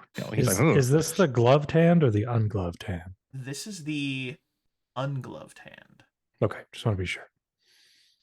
You're coming down with something. You seem a bit clammy. Oh, he takes his hand back really quick and rubs it against his shirt or his blazer, as it were. Oh, just it's been a stressful couple of days, weeks. Good doing business with you. Good. How soon is your ship going to be ready? How soon can we get off this dust bowl? I think they said the repairs will be completed tomorrow, as long as they get their payment. Perfect. Well, I've got some work to do. A couple of arrangements to make, mostly for your payment, of course. Got to get messages. Can I meet you here for dinner with the bill from the doctor? Right. Yes. Tonight. And the with the bill, supplies. the doctor. Yes. Absolutely. You can definitely tonight. I'm not sure what local time is, but whatever time they start serving dinner. But I've got to be going. I've got something else I've got to do here. Someone else I need to talk to. And he gets up, and he just almost like I want to say scampers. He scampers out of the cantina. Yeah, Elias. Is there a way I could stealthily follow him? Absolutely. Follow the gym. You could absolutely try to stealthy follow him if you'd like to do so. Is anyone in the crew a numbers man? Can basically what Elias wants to do is try to oversell him, try to get someone to oversell him on work the books for the supplies and the bill to try and get them a little bit extra. So that would be an administer skill, probably. Does anyone have that? I don't. Got a 0 in it. Give it a Try. try. Yeah. Would it just be flat administer or Probably plus int, I'd imagine. Mm-hmm.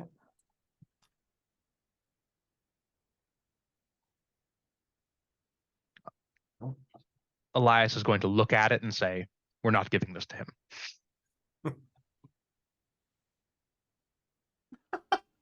I'm going to go talk to the clinic and see if they're going to willingly upcharge us for half of the difference. Oh, I like that. Where did you get a crayon, Emmett? I don't. That's really funny. I'd like to follow Dakota, who is stealthing to try and follow this this man. And Dakota, the man, walks out of the cantina, does that sort of crack of his, like, roll of his shoulders, straightens up his suit jacket, and the gloved hand, you see him bring it up, and he does this almost like he has a stress ball, but he doesn't, as though he's like maybe got arthritis. He's trying to like stretch it out, and you notice, Dakota, that his movements are very slow, and though you can't see his face, it just looks like his hand is in pain, like it's hurting him to do this kind of slow, arduous, almost rock-like kind of motions. It's like just, it's very like he was a golem or something is the way I would describe it. He's doing this, then he shakes it quickly, straightens his jacket again, and then marches off towards there's this like little bundle of buildings to the south, the bottom side of the map, and he quickly walks off towards that direction. Now there is one building I didn't mention, which is the kind of, I would hesitate to call it a hotel. It's a place where you can get a bed if you need it. It's just it's a couple of cots. They rent out rooms to travelers, passerbys. Even some of the locals just live here. It's the Boarding house. dorm, the local dorm, as it were. Oh, the a boarding Space Holiday Inn Express. Exactly. Hostel. Exactly. He walks down southward towards it, enters into the main doors. Do you continue to follow him, Dakota, or do you stop once he actually makes his way down to the Space Holiday Inn Express? I'll give it enough time that it doesn't seem suspicious, and then I'll kind of semi-drunkenly go in and act as though I'm securing a room or something, just to keep You an ear out likely on already what have he's one doing. here, since you've been here for several days. This is where you would have, gotten a cot, maybe a couple of bedrolls, as it were, for the entire crew. But you do have a room here. You do have a room. Just here. enough time that I'm not right on his heels, and then stumble in semi-drunkenly and just keep an eye and an ear out as to. Not long enough that I lose sight of him, but long Perfect. enough So that long it's enough not to where it's not obvious. curious. Yeah. But close enough to where you can follow him. So you do so. It's very practiced, Dakota. I'm going to assume that you've done this a few times. We don't even need to make a check. He's not focused on you. He's focused on whatever he's traveling to. Now, in this Space Holiday Inn Express, there's just a couple of rooms that have actual doors. Most of it's like a hostel. You just have a bunk, you hang out, you sleep. You've got a little, maybe a chest to put your things in, or just a little locker, almost like a school locker to shove stuff in with a little combo code on it. But he actually goes into one of the rooms and, takes his key, fumbles with it for a moment, clicks it open, opens the door, goes to close it, but the door doesn't close all the way. It kind of like hits as though it's about to latch, but the latch doesn't catch. And you hear this kind of just a small little groan, a little creak as it opens back up, which would allow you access. But he enters into that room and disappears from sight in this moment. You're maybe 10 to 15 feet on his tail. Looking into the room, is it a suite, or is it just like the one It's room? like a suite, yeah. If what they consider a suite, it has a bathroom and a room in it, not just a room or just a bathroom. So, not huge. Presumably, I'd have some sort of digital listening device, because that would be something that he would totally have in trying to keep information on the. I think that the- sounds jacket? fantastic. He would hook that up, kind of subtly put it on the wall behind him, or however the thing works. Have the thing in his ear, pop up his collar, light a cigarette, and just kind of sit there and look like he's relaxing. The cigarette, trying to listen into what's going on in the room for however long it takes to get some information or get noticed, in which case he goes somewhere else. You are there long enough to overhear him saying, "Hey, where did I put it? Where the fuck is it? I've got to that data core's got to be somewhere. Where did I put it? Where did I put it? God, my head hurts so much. Why is it so fucking cold? I'm in the desert. I shouldn't be this cold. He goes on and on. He's just complaining about his state of mind, his being, where he put things. He sounds borderline crazy, like he's on the precipice of being crazy, but he's not quite there yet. So it's borderline crazy, if that makes sense. That's the best way I can describe it. But what you pick up on is the most important part of this is he says something about have to get back to that ship. Whatever happened to me on that ship can undo it. Cure has to be on that ship. That's what he says. That's the most important part of his mumblings. But then you hear him coming back towards the door. He seems to have found whatever data core he was looking for, or data stick, whatever you want to call it. Looks like he's about to leave the room. So I'm assuming you would move off. But Yeah, walk the other direction, smoking a cigarette, and kind of toss it off into whatever receptacle is at the end of the hallway, and head back to the rest of the crew. Cool. Now, while that's all going on, the rest of the crew, what were you guys up to? I'm assuming this probably took like 15, 20 minutes. You know, you took your time, etc. But go ahead, rest of the crew. Elias would like to gather the crew up and walk them somewhere that they wouldn't be overheard. Okay. Probably back to a little side area where you guys were originally. And he'd more or less say, there's no way we're getting paid the full sum for this job. It's not happening. He quoted us a figure that no one would pay, no matter how desperate they are. But he's offered to pay off the repairs up front, and that's more than a job or two on its own. He's offered to pay off the doctor, and he's offered to lay in supplies for us. So even if we just walk away after that, we'll be on a different world with more prospects, with with a provisioned ship and a repaired ship. I mean, most of those repairs probably aren't going to hold. Anything here is refurbished, and buying another engineer's refurbished parts is like taking his, redheaded stepchild sort of thing. I'd rather have a broken down ship somewhere else than here. Completely with you, Captain. Just letting you know, expenses are probably coming in the future. Right. Well, I hope we can get another 5% out of him, because he quoted us a figure that is absurd. Does he even have that with him? Said he needed to talk to someone.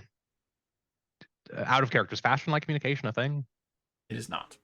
So a lot of times you are given a promissory note that you can then turn in. And the one thing I will say is canon as far as this particular sector goes, this Merchants Guild, like a Lannister, they always pay their debts. So although it does seem ludicrous, and I agree with you, Elias, with your impression of it, there's also a chance that he could. I mean, it is the Merchants Guild. They basically own everything.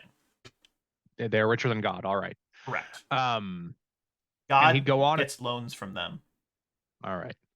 He'd go on and say, I'm going to go talk to the doctor and see if I can get them to creatively upcharge Mr. Briggs's care here for the difference. Mm-hmm. If we can split our creative upcharge. Briggs's attempted cooking of the books didn't look very good, so I don't think we're going to use that for the supplies, unless someone else would like to have a go at it. And if my head's if you would like to try to work on the doc's receipt for our repairs and see if we can get extra couple credits out of that, go for it. I don't think we're getting paid though. So if we can milk a couple thousand credits out of the man, out of these this creative bookkeeping, we should do it. Let's refrain from milking any men, shall we? He just kind of silently looks at the father. Oh, what? I can't talk I can't speak in a bawdy way, but you all can. I'm going to be clear that I'm going to milk as many men as I need to have a meal in my stomach tomorrow rather than not. Well, wait, I know this one. That's what she said. That's a thing to walk into. I like that, Dakota. You can arrive back at that. I think that's funny. I don't remember that, Captain. That is The captain Quite doesn't the like being thing. hungry. So we've got a smarmy little shit that is going to offer us more credits than we can ever remember seeing. We have a well. have- If he is Elias holds up a finger as the other people start to move out of the back room. As the other people move out of the back room, they have a conversation with the bartender. The bartender nods, looks over to the two dock-like workers or the mechanics. One of them says, nods their head, and they both move back and look like they're helping carry the body out of the man, this dead man. They're just helping carry him out. Is this going to be something you need to attend to, Father? No, my work here is done. My remit in this circumstance is limited. You would need a proper you need a proper figure for this, and I'm just a stand-in, really.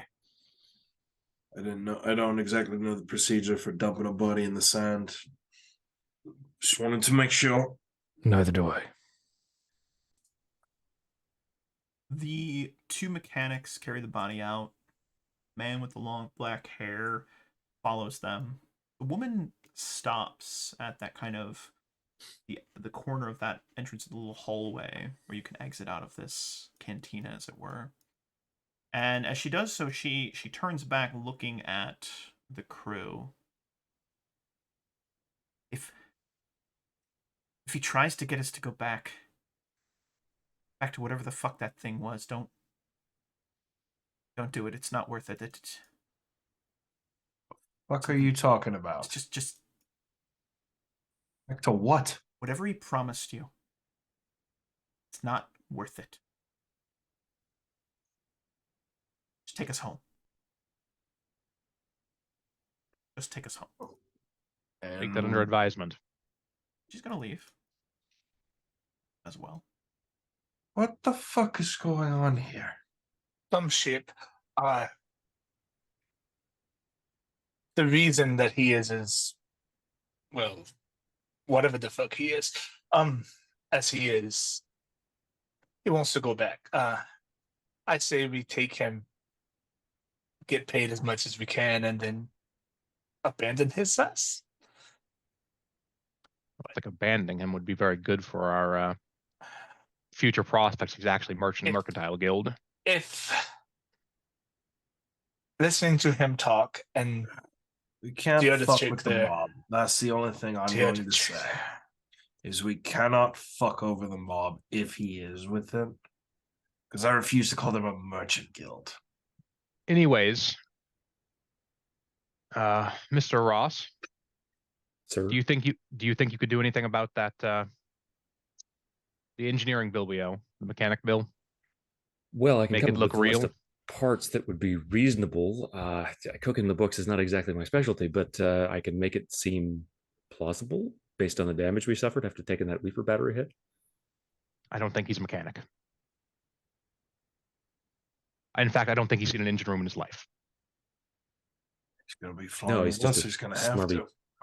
backroom dealer. That's kind of what all the corpos are. But wow, that's really judgmental. Look at you Oh. coming out of your shell.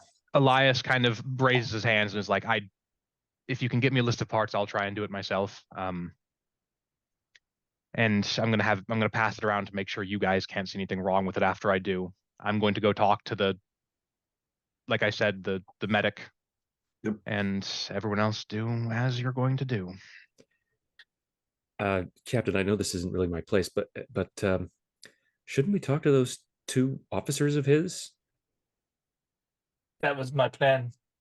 If you'd like to join me, get as I'm much not really information as we can. I'm not really much for talking. Not very good at it. Information But is almost more valuable than credits. Just be mindful that anything you say probably goes back to him, regardless of what the impression they give is. oh, I don't know about that. Of course. I'm not sure about that, but I don't want to risk that it does happen. All right. Talking to a couple crazies out in the fucking desert. Should be a fun afternoon. The woman, she seems to be talkative already. I could get Yeah. information out of her match. Probably a good So- mark. So we'll try to see what we could do. You're going to. I suppose I could trim up the hair and make myself look all pretty for it. I'm going to try to make your 6,000 credit bill a 10,000 credit bill. Right. Okay. And Elias will, kind of stand up, and unless anyone else had anything else, He's gonna kill us, Captain. Smarmy prick like that. desert will kill us just as quick. All right. As long as everybody's aware, that's where I stand. Well, So you let's better- get us killed. But again, What did the library say about this system? How many ships a month? 1, 2 at most? How many of those do you think will be willing to take us off of here? I don't like our chances. I don't like this job, but I think it's our only chance. Well, you know what they say, lads. You wish in one hand and shit in the other, and see which one fills up first. Best of luck, everyone. I'll be off. Let's get to it. I'd like to handle this with a little bit of a montage. So we'll do it with a montage if we want. So, Elias, I'm simply going to have you roll I would say probably charisma talk again. Seems to make sense. Basically, he's offering them like half the difference. That he's going to pay the bill. Yeah, you succeed with very little effort. They're willing to doctor it up, all puns intended, significantly, and you're gonna walk Seemed away like the place. with about 3,500 additional credits. Should the corpo not argue with that, that goes Mhm. swimmingly, my friend, absolutely swimmingly. Where was Ross heading off to? Ross was really heading back to the ship to double check the repairs that had been made to it and to create a kind of itemized list of reasonable parts that could be included in a doctored list of repairs Mhm. that have been made to the ship. Let's have you roll an intelligence fix check. I want to see if you can. Basically, we're going to use this to analyze how good of a job that they've done. Now, Ross, you worship the original creator of the spike drive. Correct me if I'm wrong. Yeah, That's correct. Tiberius Chrome. So when you look at the shoddy work that's been done, I want you to describe how Ross would react if for example someone was just blaspheming your religion. And that's what this repair looks like on your ship. It'll work, but it is the most ramshackle, spotty work that you've ever seen. And I'd like you to describe how Ross would react to that, is what I'd like to get into here. Are any of the repair crews still on board the ship working, or have they You all tell me. departed? I think that they have all departed. They've departed. There's Brilliant. probably just somebody in the station who is not really associated with the pairs, but some kind of managerial staff. Mhm. And Ross, demonstrating a kind of almost alien level of aggression, is just going to like storm through the ship, walking off that anger. He's going to delve in almost clumsily to some of the repairs in order to like rip out the inadequate parts and make a kind of an itemized list thereof. Then, as he realizes he's almost doing more harm than good as he's trying to make these slapdash repairs with inadequate tools, he's going to retire to his quarters, still fuming, and take out a small faux leather-bound kind of plasticky book or tome, Mhm. the Book of the Sky, and start reading the equivalent of Psalms, praising the great prophet Tiberius on his night journey, Mhm. the first use of spike travel, whereby he ascended to the heavens and was reified, achieved divinity. Ooh, I like that. I think that's brilliant.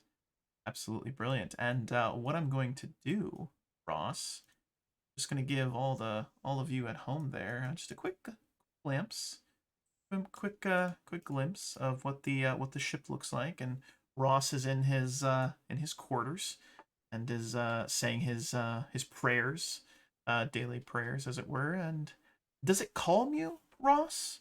Does that alien-like anger dissipate, or does it not work in this moment?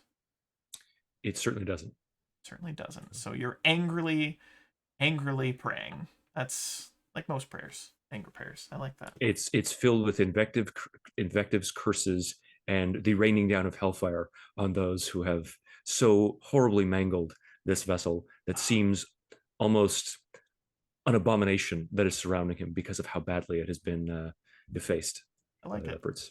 I mean, I hate it, but I like it. It's good. It's good. You hate it. I like it. Hmm. Let's follow Emmett. Where was Emmett heading off to?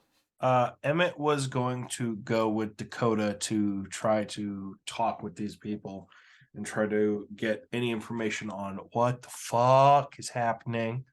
Good. Good.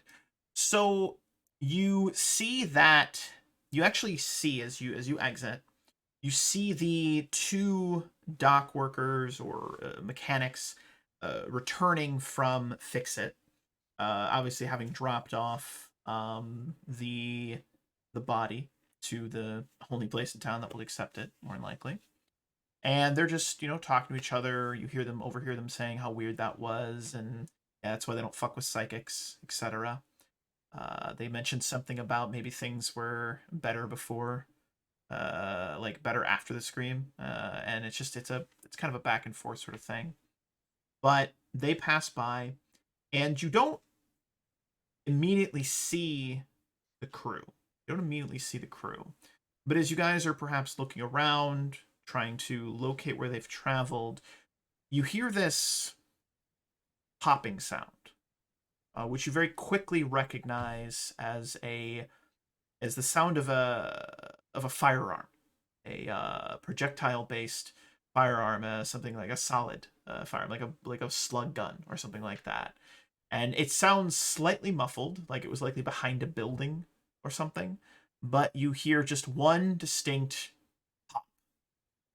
Sounds like it was coming from somewhere to the north, the top side of this particular map.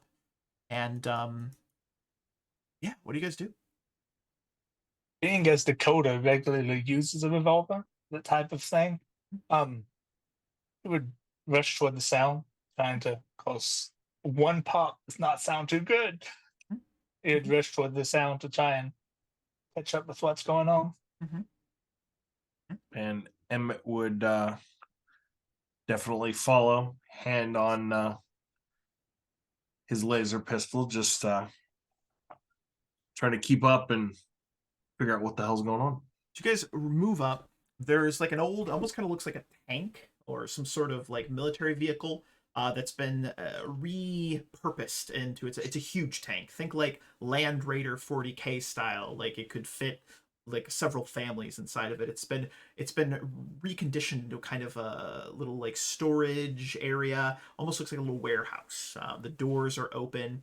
And it sounds like, based on the direction it came from, that may have come from inside of this little warehouse. You don't readily see anything. It's slightly dark. The lights are turned off, but the doors are open. You see stacks and stacks of boxes, some supplies, food, parts, etc. But there's no one around that you readily see. What would you guys like to do?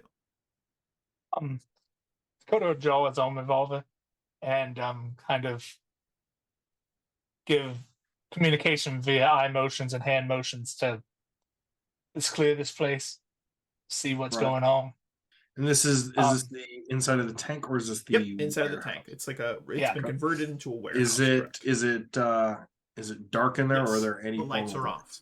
All right. You do see that there is a obvious like red lever, like a switch, a big switch that you'd pull and it would likely illuminate whatever lights are inside here.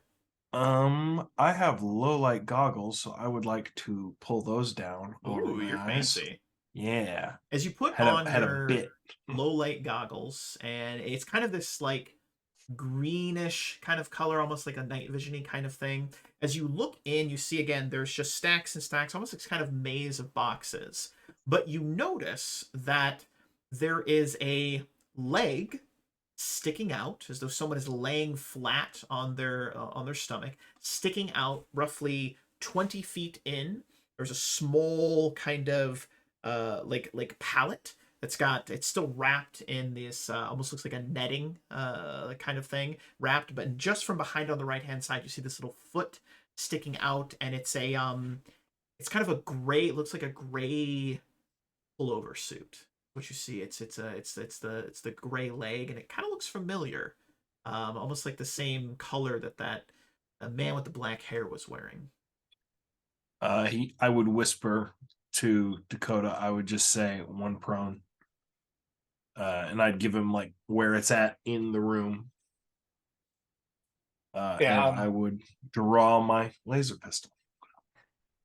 Yeah, Dakota would take out his little flashlight. It's a flashlight, but it's space flashlight. Space take the whole cop stance and give him the "I'll cover you" type head movement. All right. And I would like to advance with my low light goggles. I don't want to hit the switch just yet, because if we've got some darkness, I'd like to take whatever advantage I have. Sure. Would you like to try and sneak up? Would you like to just walk up, announcing your presence? How are you approaching it? I will attempt to sneak. Give me a dexterity sneak check. Dexterity sneak.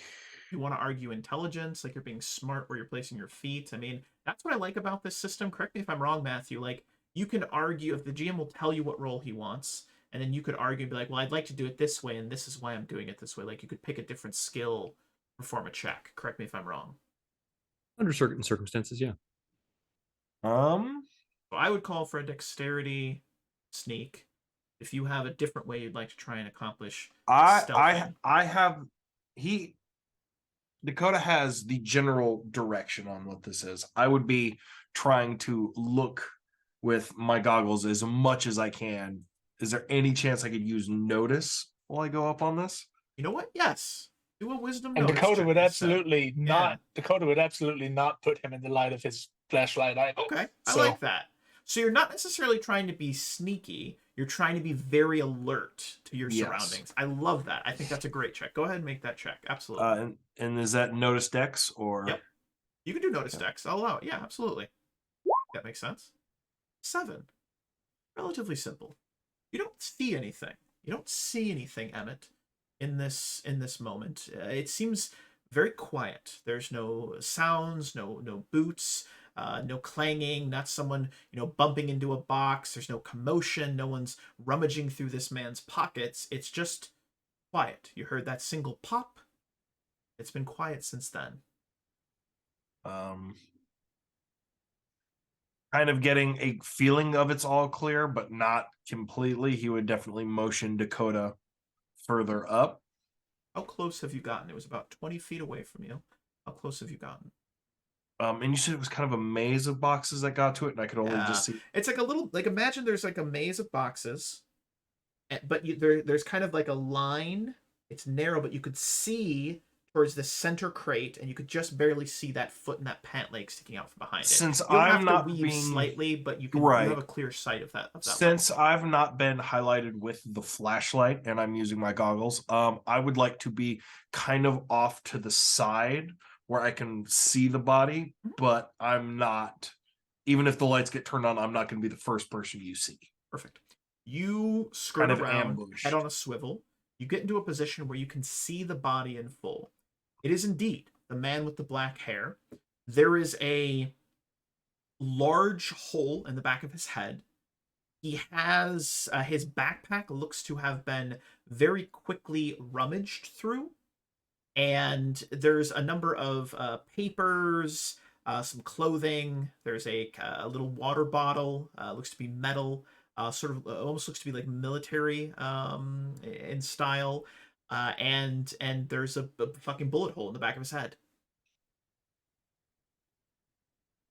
I would definitely give some kind of a hand motion, whether just like to Dakota, and I would say, is there another way out from this tank, or are we going in through the only entrance? Fantastic question. You notice that there is an open door, a little bit of light bleeding in. The sun is setting. This is by the red dwarf. So the light here is not like the standard, sort of that, sunlight that we have here on Earth. It's got this kind of reddish tint to it. Everything is constantly this kind of state of like a red light, as it were. You see just a little bit of red light emanating in to this room, and it's illuminating it slightly. But you see that the door, this kind of like spin, like it's got a big wheel on it, like you'd have to spin it to open it, almost like it looks like a submarine door, is open. It's wide open, actually. I'd like to get ready to shoot towards that door. Just kind of in a ready position, not ready to shoot anybody specifically, but I would definitely gun on that door and tell Dakota to flip the switch, see if anybody spooks and tries to run out that way. Maybe they came in that way.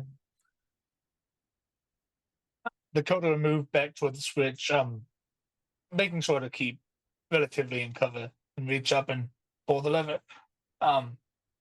There is a plunk sound.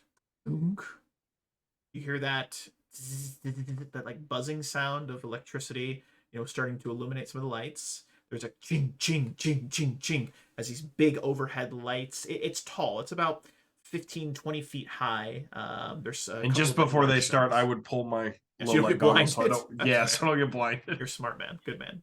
And the entire warehouse is illuminated in this moment. You hear no one. You don't hear any shouts, screams. You don't hear anyone get startled. It's just quiet, and there's just a bunch of blood in front of you on the ground and a little bit of brain matter from this man. Does he have a gun? You notice his holster is missing its firearm.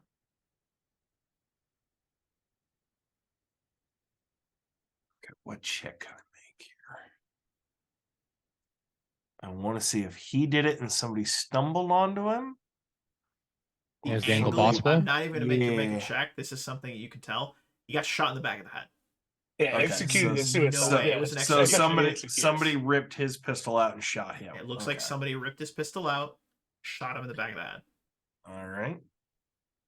I'm going to motion Dakota over and just go. Well, that's, I guess, one less mouth we're feeding on the ship. What the fuck is happening? Wish that I knew that. Is there any evidence about that might lead us to be able to piece together who this might have been?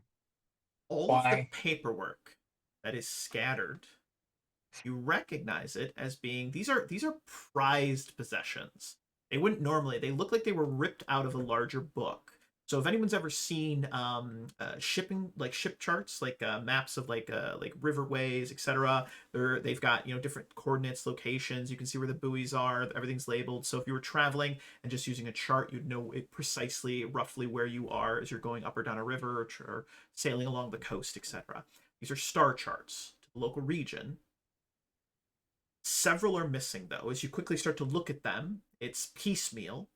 Several are missing. So if we go to, I'm actually going to show you guys the local region so you guys can see what it looks like. You are currently on this planet off to the right-hand side next to the red dwarf. And this system itself exists in a kind of like orangish sort of nebula.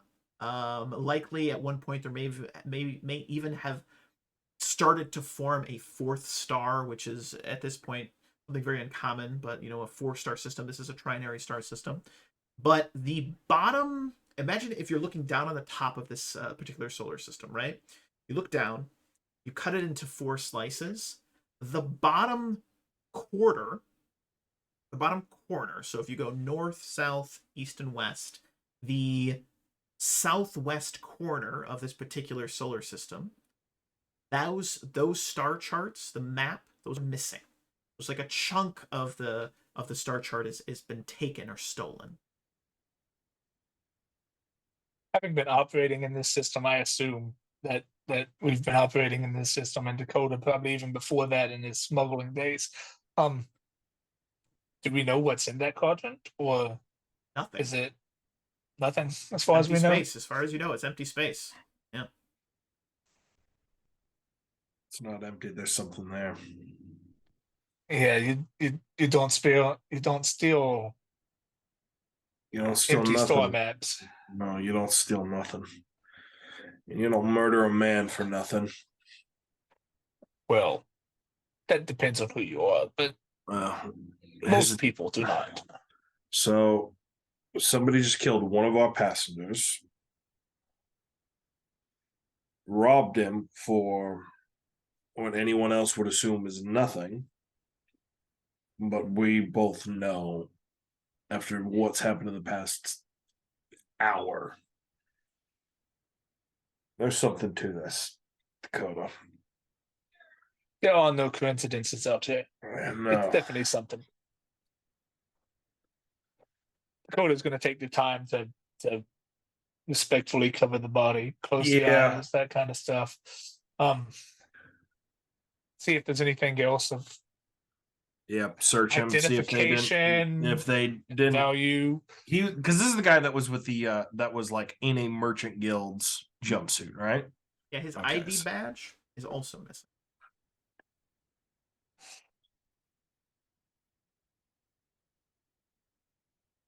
Well, I do know this is not good.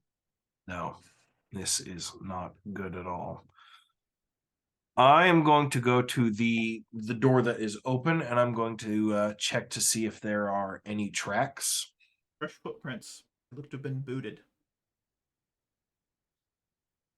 I'm going to whistle for Dakota and point to the tracks and ask him if he wants to go do a little hunting.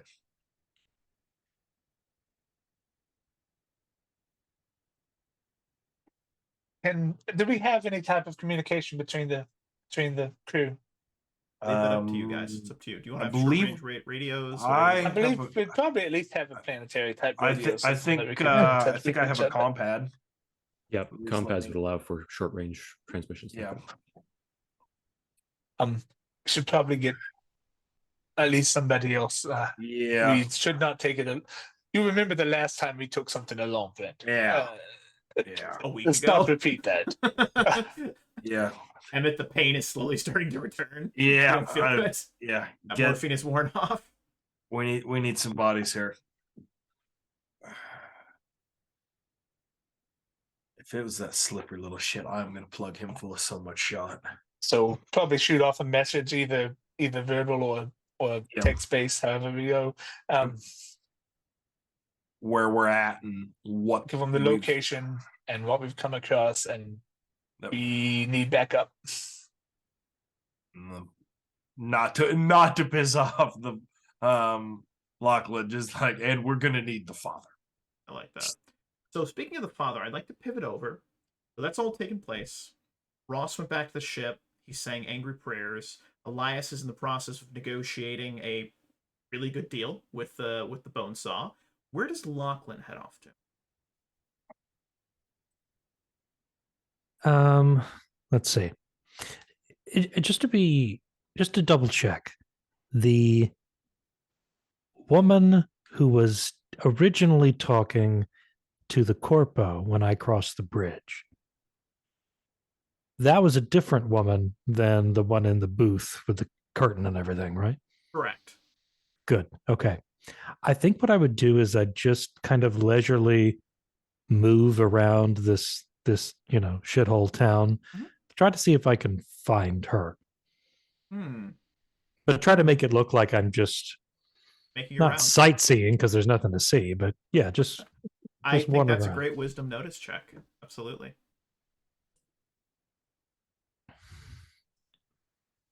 okay. I feel like I'm doing this system wrong, but it really just is this streamline. Like it's just very straightforward and simple. And I Yeah, like it's not it. a lot.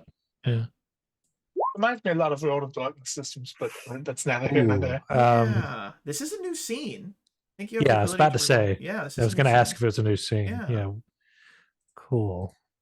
Do it again. That's better.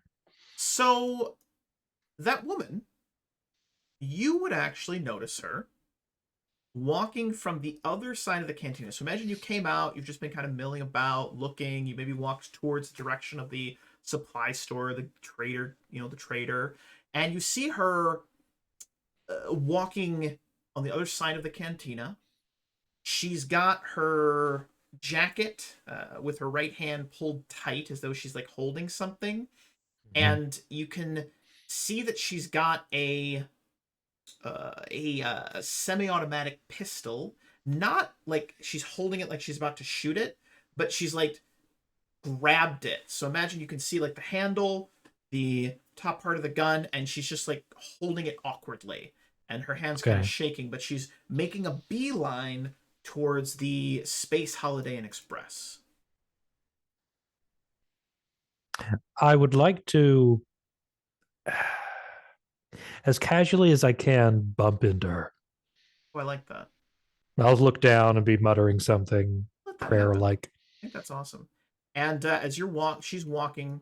You were a little bit far away, but you're able to maybe put a little pep in your step, get around the other side of this small little central. It looks like a little power station, like where they batteries or something to power the entire city. You round the corner. She rounds kind of. You bump into her. She drops the gun. It lands on the ground. She starts. She goes to say something like, "I'm sorry, Father," and you get the briefest of glimpses under her jacket, and you see not a stack, but several thick sheets of paper that are tucked under her jacket. Oh, excuse me, Father. And she goes to like try to kick the gun to the side. Forgive me. I didn't see you there. No, please, my child, allow me. And I think he will go gently, not quickly, for the gun as well. Yeah. And she kind of freezes, like she doesn't know what to do. It's not like she's frozen like the others Oh, were God. before with the psychic, Okay. but All she right. just looks like completely beside herself, a little scared. So you're able to reach down, gingerly you grab the firearm. First thing you notice is that the muzzle of the gun, as you go to pick it up, is warm. It's been recently fired. You can tell it's Okay. been recently fired.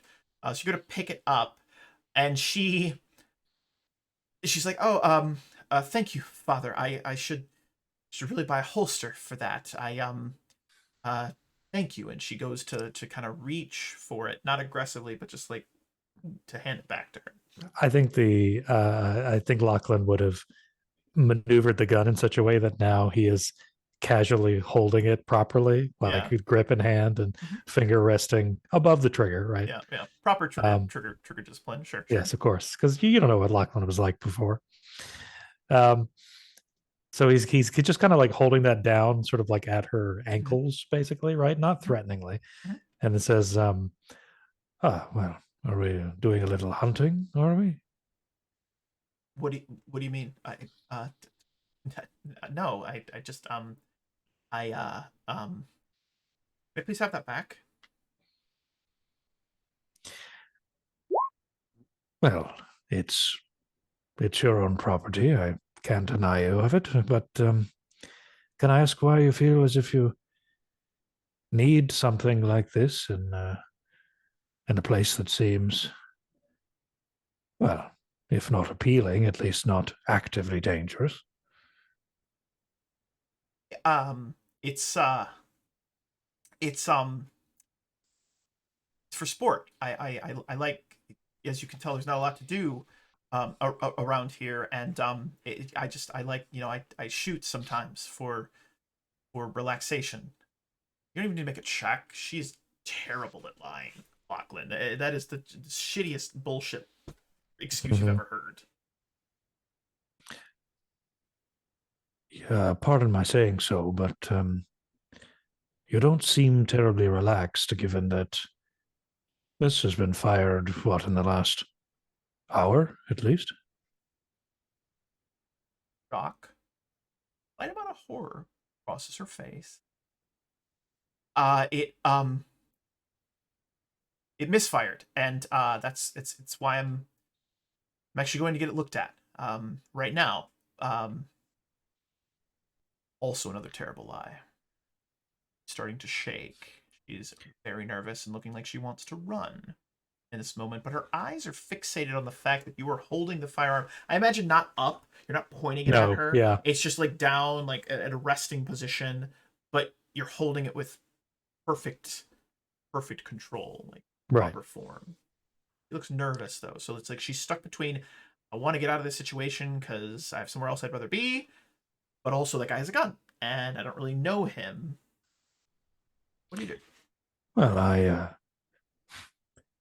before I was a man of the cloth, I happen to know a thing or two about these devices. Perhaps I could accompany you to the gunsmith, and we can determine what exactly the problem is. I'll make sure he doesn't overcharge you.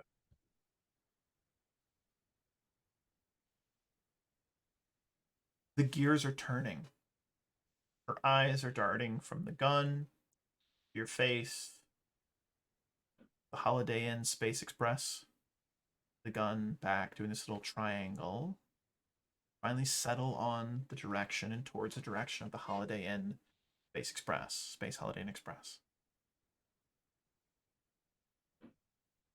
That's okay. And she goes to move past you, just to walk, head down, just to walk past you, as though she's just trying to hit the ejection on this conversation. You're in a position where you could very easily, with very little effort, just step in front of her. I would, I think Lachlan would maneuver in such a way that he would like grab a hold of her arm and then put the gun against the small of her back, I right? love that.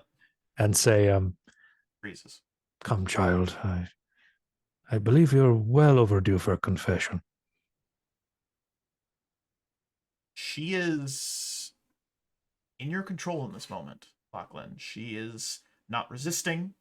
Throw her into the, there's a nice chasm there. I'll just throw her. You could No, just pitch her into the chasm. I mean, no. go with God. Surprise! I'm a serial killer. No. Twist.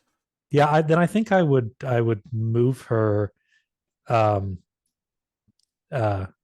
being particularly forceful, but not. I would say unyielding would be the word. Yeah. She doesn't resist.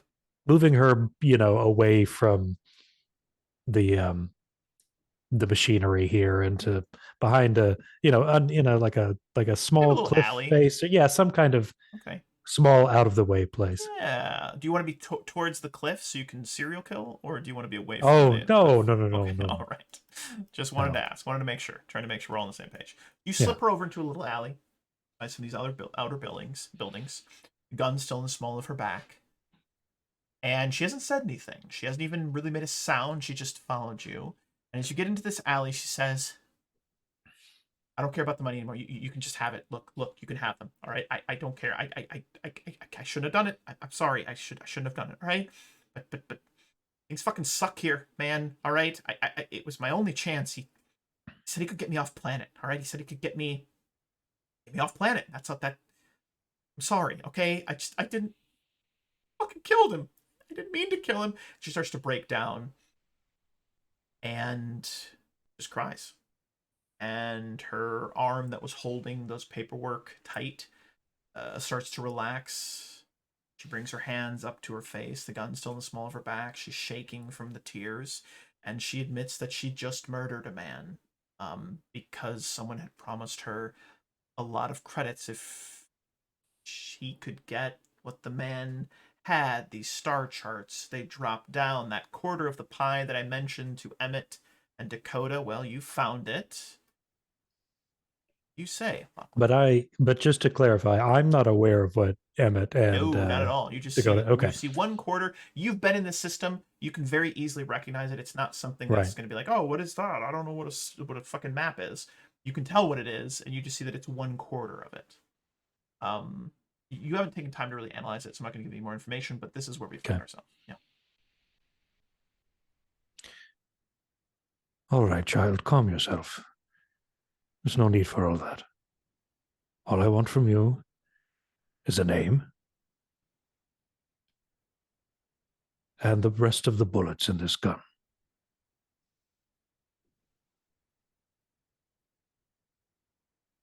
like that. It's that corpo. He told me to do it. He said he needed the quarter of the star chart because that's where he just said he needed it, and he promised me a ludicrous amount of credits.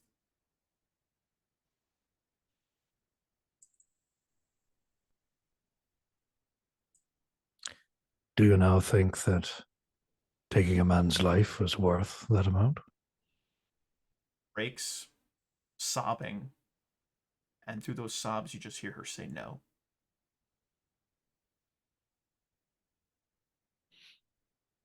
A vital lesson, and one that I had hoped you wouldn't have learned in the practical sense. All you can do now is make sure you're right with God, seek forgiveness, and I'll like lean in slightly threateningly and never use one of these again. She's just through tears is nodding her head. And it's like she wants to ask for forgiveness. You can see this kind of pleading desperation in her entire demeanor. But she just sinks to her knees, cries. There's no additional, she doesn't have another clip on her. It was just the gun itself. I want to very quickly, I want to get rid of the Dismantle it. magazine and chuck it. I want to pull the slide so it pops out the bullets already in there. And I just want to I won't dismantle it. I'll just get rid of all the bullets, and then I will I'll hand it back to her, grip first. And then I'll say something along the lines of, no, I'll take the map, grab that, tuck it inside my vestments, I guess. No, you need to, what do the old bards say? Get thee to a nunnery or something. It is at this moment that your communication compad, I think is what I we do have a called it. compad. Yeah, the compad. I think maybe it was a text. You hear the dingle dingle or whatever sound it is, or maybe it's a go with God. Is your tone. It's peanut butter jelly time. Peanut butter all the time. Yes, all right, even. and you hear it, and you see that Dakota and Emmett have requested your presence in the tank warehouse. There's something going on, something about a dead man and star charts. Ross, you get the same thing. Elias, you get the same thing. Emmett, you're already there. And unless anyone has any protest this, I think everyone would converge around the same time to meet up with Emmett and Dakota. Does that sound fair? Would we bring the girl, or are we letting her? Or is Lachlan to just him. going to leave her?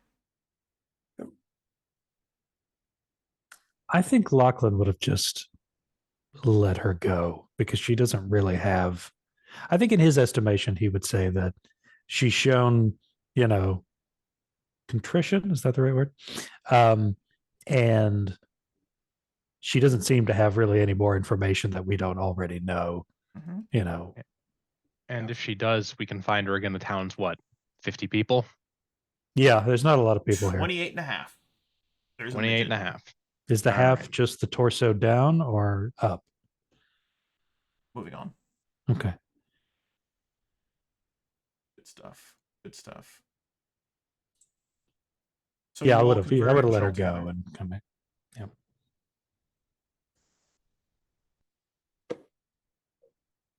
You would come to the tank and just kind of be met with Emmett and Dakota. I'm assuming Dakota would kind of be wired as much as Emmett of hand on gun, if not drawn. Yeah, absolutely, John. Absolutely. It's probably pointed at the door when they hear the. Yeah. Elias walks up, and kind of crosses his arms and says, so we're going to stand over the body while we have our powwow with guns drawn. That doesn't look suspicious. There's nobody else in here. We've checked it top to bottom. I'm sure the sheriff will think the same thing. I assume this town has a sheriff. I'm sure they got something. Look, who the fuck cares about this? What does this matter? Well, Is this our problem? We're still going to get paid by the corpo, right? I think No, at that they're- point, Well, there is a Lachlan, matter of the missing store charts. Who cares? Um, Lachlan would Do have we need drifted in those? at this point and then said, "Oh, actually, it is our problem." No, he'll take out of his vestments. He'll like wave the star charts at them. Well, DD, you got your star charts. Are you good with that? You didn't kill the man, did you? No, and I kid. We have the store charts. What's in them? he'll. He'll take the store charts and look at them, see if anything's familiar. Can I say that Lachlan kept one of the bullets? Yeah. Because what I'd like to do is like crouch down by the body and just like cradle it up a little bit and then compare the caliber, and the shape to the bullet wound, just to make 100% sure that like, yeah, this was one of them.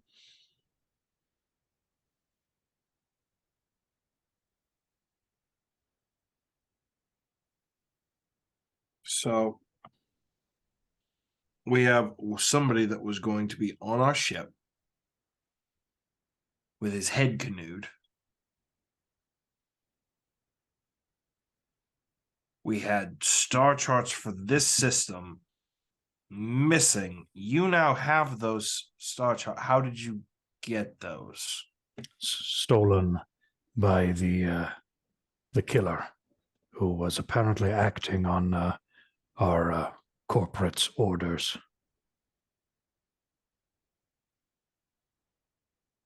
Oh, so that was his plan for paying us. I think this might be their promotion structure in the organization. Seems that way.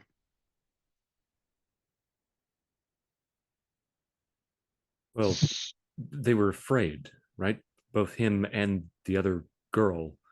They were afraid of going back somewhere. They kept on saying, right? They wanted to go home. They didn't want to go wherever he's wanting us to take them. So presumably where he wants us to take him is there. Dee, could you take a look? You're the best pilot of us. Yeah, he's. That'd actually probably be Emmett, but he takes a look. He knows the system. Is there anything off about the star charts that shouldn't be there? Is it actually nothing, or is there something on this So particular set of again, charts? this particular section of space is supposed to be completely empty. It's just the vast emptiness. I mean, there's always like space dust and there's always a little bit of nebula, but there's nothing there. There's no planets. There's not a star. There's no asteroids. There's nothing. However, on this particular star chart, someone has painstakingly drawn a like perfect X with like black Sharpie, like a felt tipped, like very thin Sharpie, like a little X with some coordinates under it and a name, so 2 letters, AA. Alcoholics Anonymous. That's the one. Yeah, either they're trying to get me to quit drinking, or there's something here that has something to do with what he wants us to take him to. People don't just draw an X on a star chart with coordinates and for nothing. No one draws something on a star chart like that. Like that's like almost like blasphemy when it comes to, you're not supposed to mar it up, unless it's something like you have a new one printed, right? Like you're not supposed to do that. I mean, look at the thing. He wrote black X on a star chart that's black. Space is black. Come on. I'm joking. I wouldn't say that in character. So there's something there about this. So, That's something about Elias. Graphic design is his passion. I like it. It's a good character trait. What about the girl? Does Dakota recall the name of the ship being said earlier? Yes. By then, I would guess this AA is this. Remind me out of Apeiron character. because- Aeternitas. Yeah, that. I guess that this is what he is talking about. This is the ship. This is danger. This is also a payday. How much do we want to get off this planet?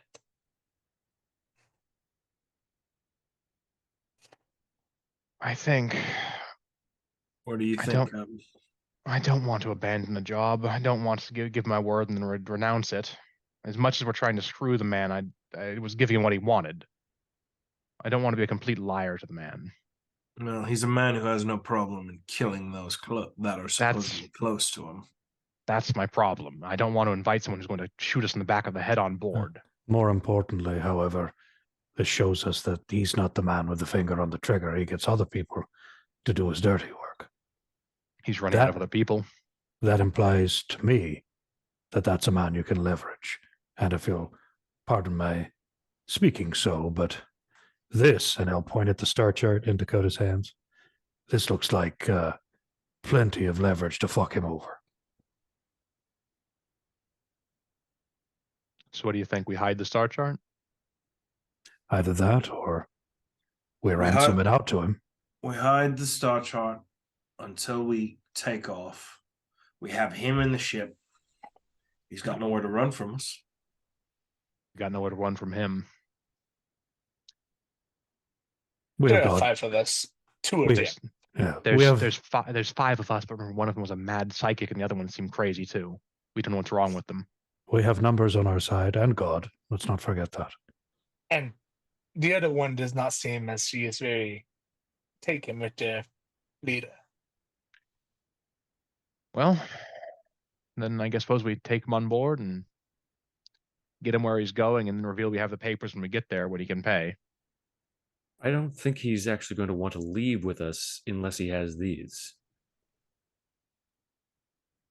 Alternatively, we could find the woman.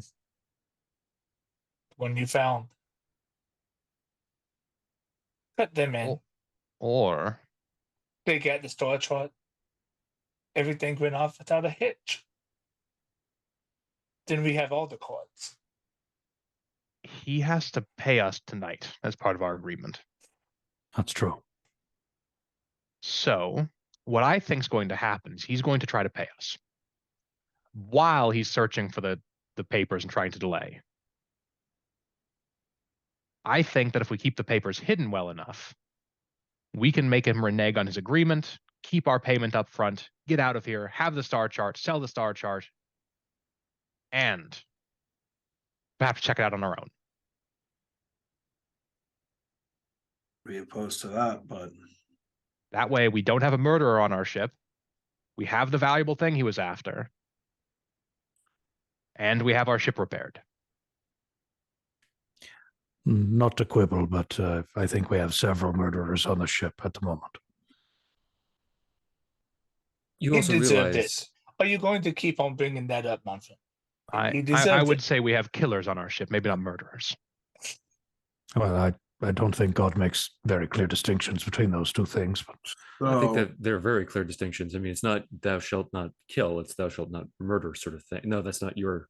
No, you believe in that thing too, right? That's all... No, you're thinking of... No, you're conflating Christianity and Islam. It's Judaism. Anyways, the point is... Let's get away from the body. Let's get away from the body. We don't want someone stumbling upon us when we're doing this. Yeah, yes, that's right. Yeah. And as all of you stumble away from the body, I get a parrot cat who jumps on my shoulder. But as you all stumble away from the body, 2 distinct sounds, and I shouldn't have said stumble, but as you move away, you travel back out into the kind of the town square. It's getting dark. It never really gets true dark. There's always kind of a constant little like reddish glow on this particular planet where this particular town exists. But you hear... Well, there's 2 distinct... Sorry, there's also 3 suns. There's also 3 suns, exactly. You hear 2 distinct sounds. You hear a scream from someone saying, no, she's gonna jump from the bridge. And you hear a muffled kind of horror like dear God, what the fuck is that scream from the direction of the Space Holiday Inn. They're back to back. You hear the one, oh God, she's gonna jump. Holy shit, she jumped. Then another one of, what the fuck happened to him? Elias heads for the Holiday Inn. I'll head for the bridge. Yeah, And go for the as bridge. Lachlan heads towards the bridge, and as Elias heads towards the Holiday Inn Express, Space Express, I'm actually going to leave you guys on a cliffhanger there. That's where we're going to end today's session. That feels a little jarring, but that's as intended. That's as intended. We're level I like 5 that. now, right? And no, you are the exact same level that you are, and you can be quiet. You're always asking about leveling up, Lau. You're Can the we worst. take a feat? No feats. Are we allowed to multi-class? No, absolutely not. Can't do anything. You're allowed to roll 2d6 occasionally, and occasionally when we get into combat, maybe a d20. How's I my would, how's my I B, would how's, like a lightsaber. Can Yes. I have a lightsaber? how's my BAB? Is it improved? You get. I think you do actually have BAB in the system, don't you? You do not. Well, I mean, you do Yeah, have you a do. base You have an attack attack bonus, yeah. Yes, Sort of. Mhm. Yeah. kind of. It's a thing. But hopefully everybody had a good time. I just want to first and foremost say thank you, everyone. And hopefully you're feeling properly intrigued by whatever the fuck mystery this is that's going on. And I'm excited to see how you guys handle it. You may choose just to be like, let's sell this shit and move on with our lives. Maybe you'll choose to go and explore it yourselves. The options are entirely up to you. We'll see exactly what happens, but we will figure out exactly what's going on next week. We will also likely get off planet next week, which will be fantastic. But in the meantime, as I always say at the end of every session, any final thoughts, questions, comments, or concerns from the players before we wrap up today's session? No, I like the system. I'm happy with this. I love it. Yeah. As far as a system goes, where you can tell just whatever kind of sci-fi story you want, I felt like I was doing it wrong, but Matthew didn't actually me at all. So either he's being polite, which is unlikely, or I was apparently doing it right, which it feels too simple. He was being polite. You are definitely doing it Okay, wrong. perfect. Excellent. I just wanted to make sure. But as I always say at the end of every session, I want to say thank you so much to the players for playing. Obviously, without you, this is impossible. Thank you to the viewers for viewing. It's always fun to have people watch. Happy gaming, everyone. We will catch you next week at 8 p.m. Eastern for session 2 of our Stars Without Number adventure, and we'll see you next time. Be well and be safe.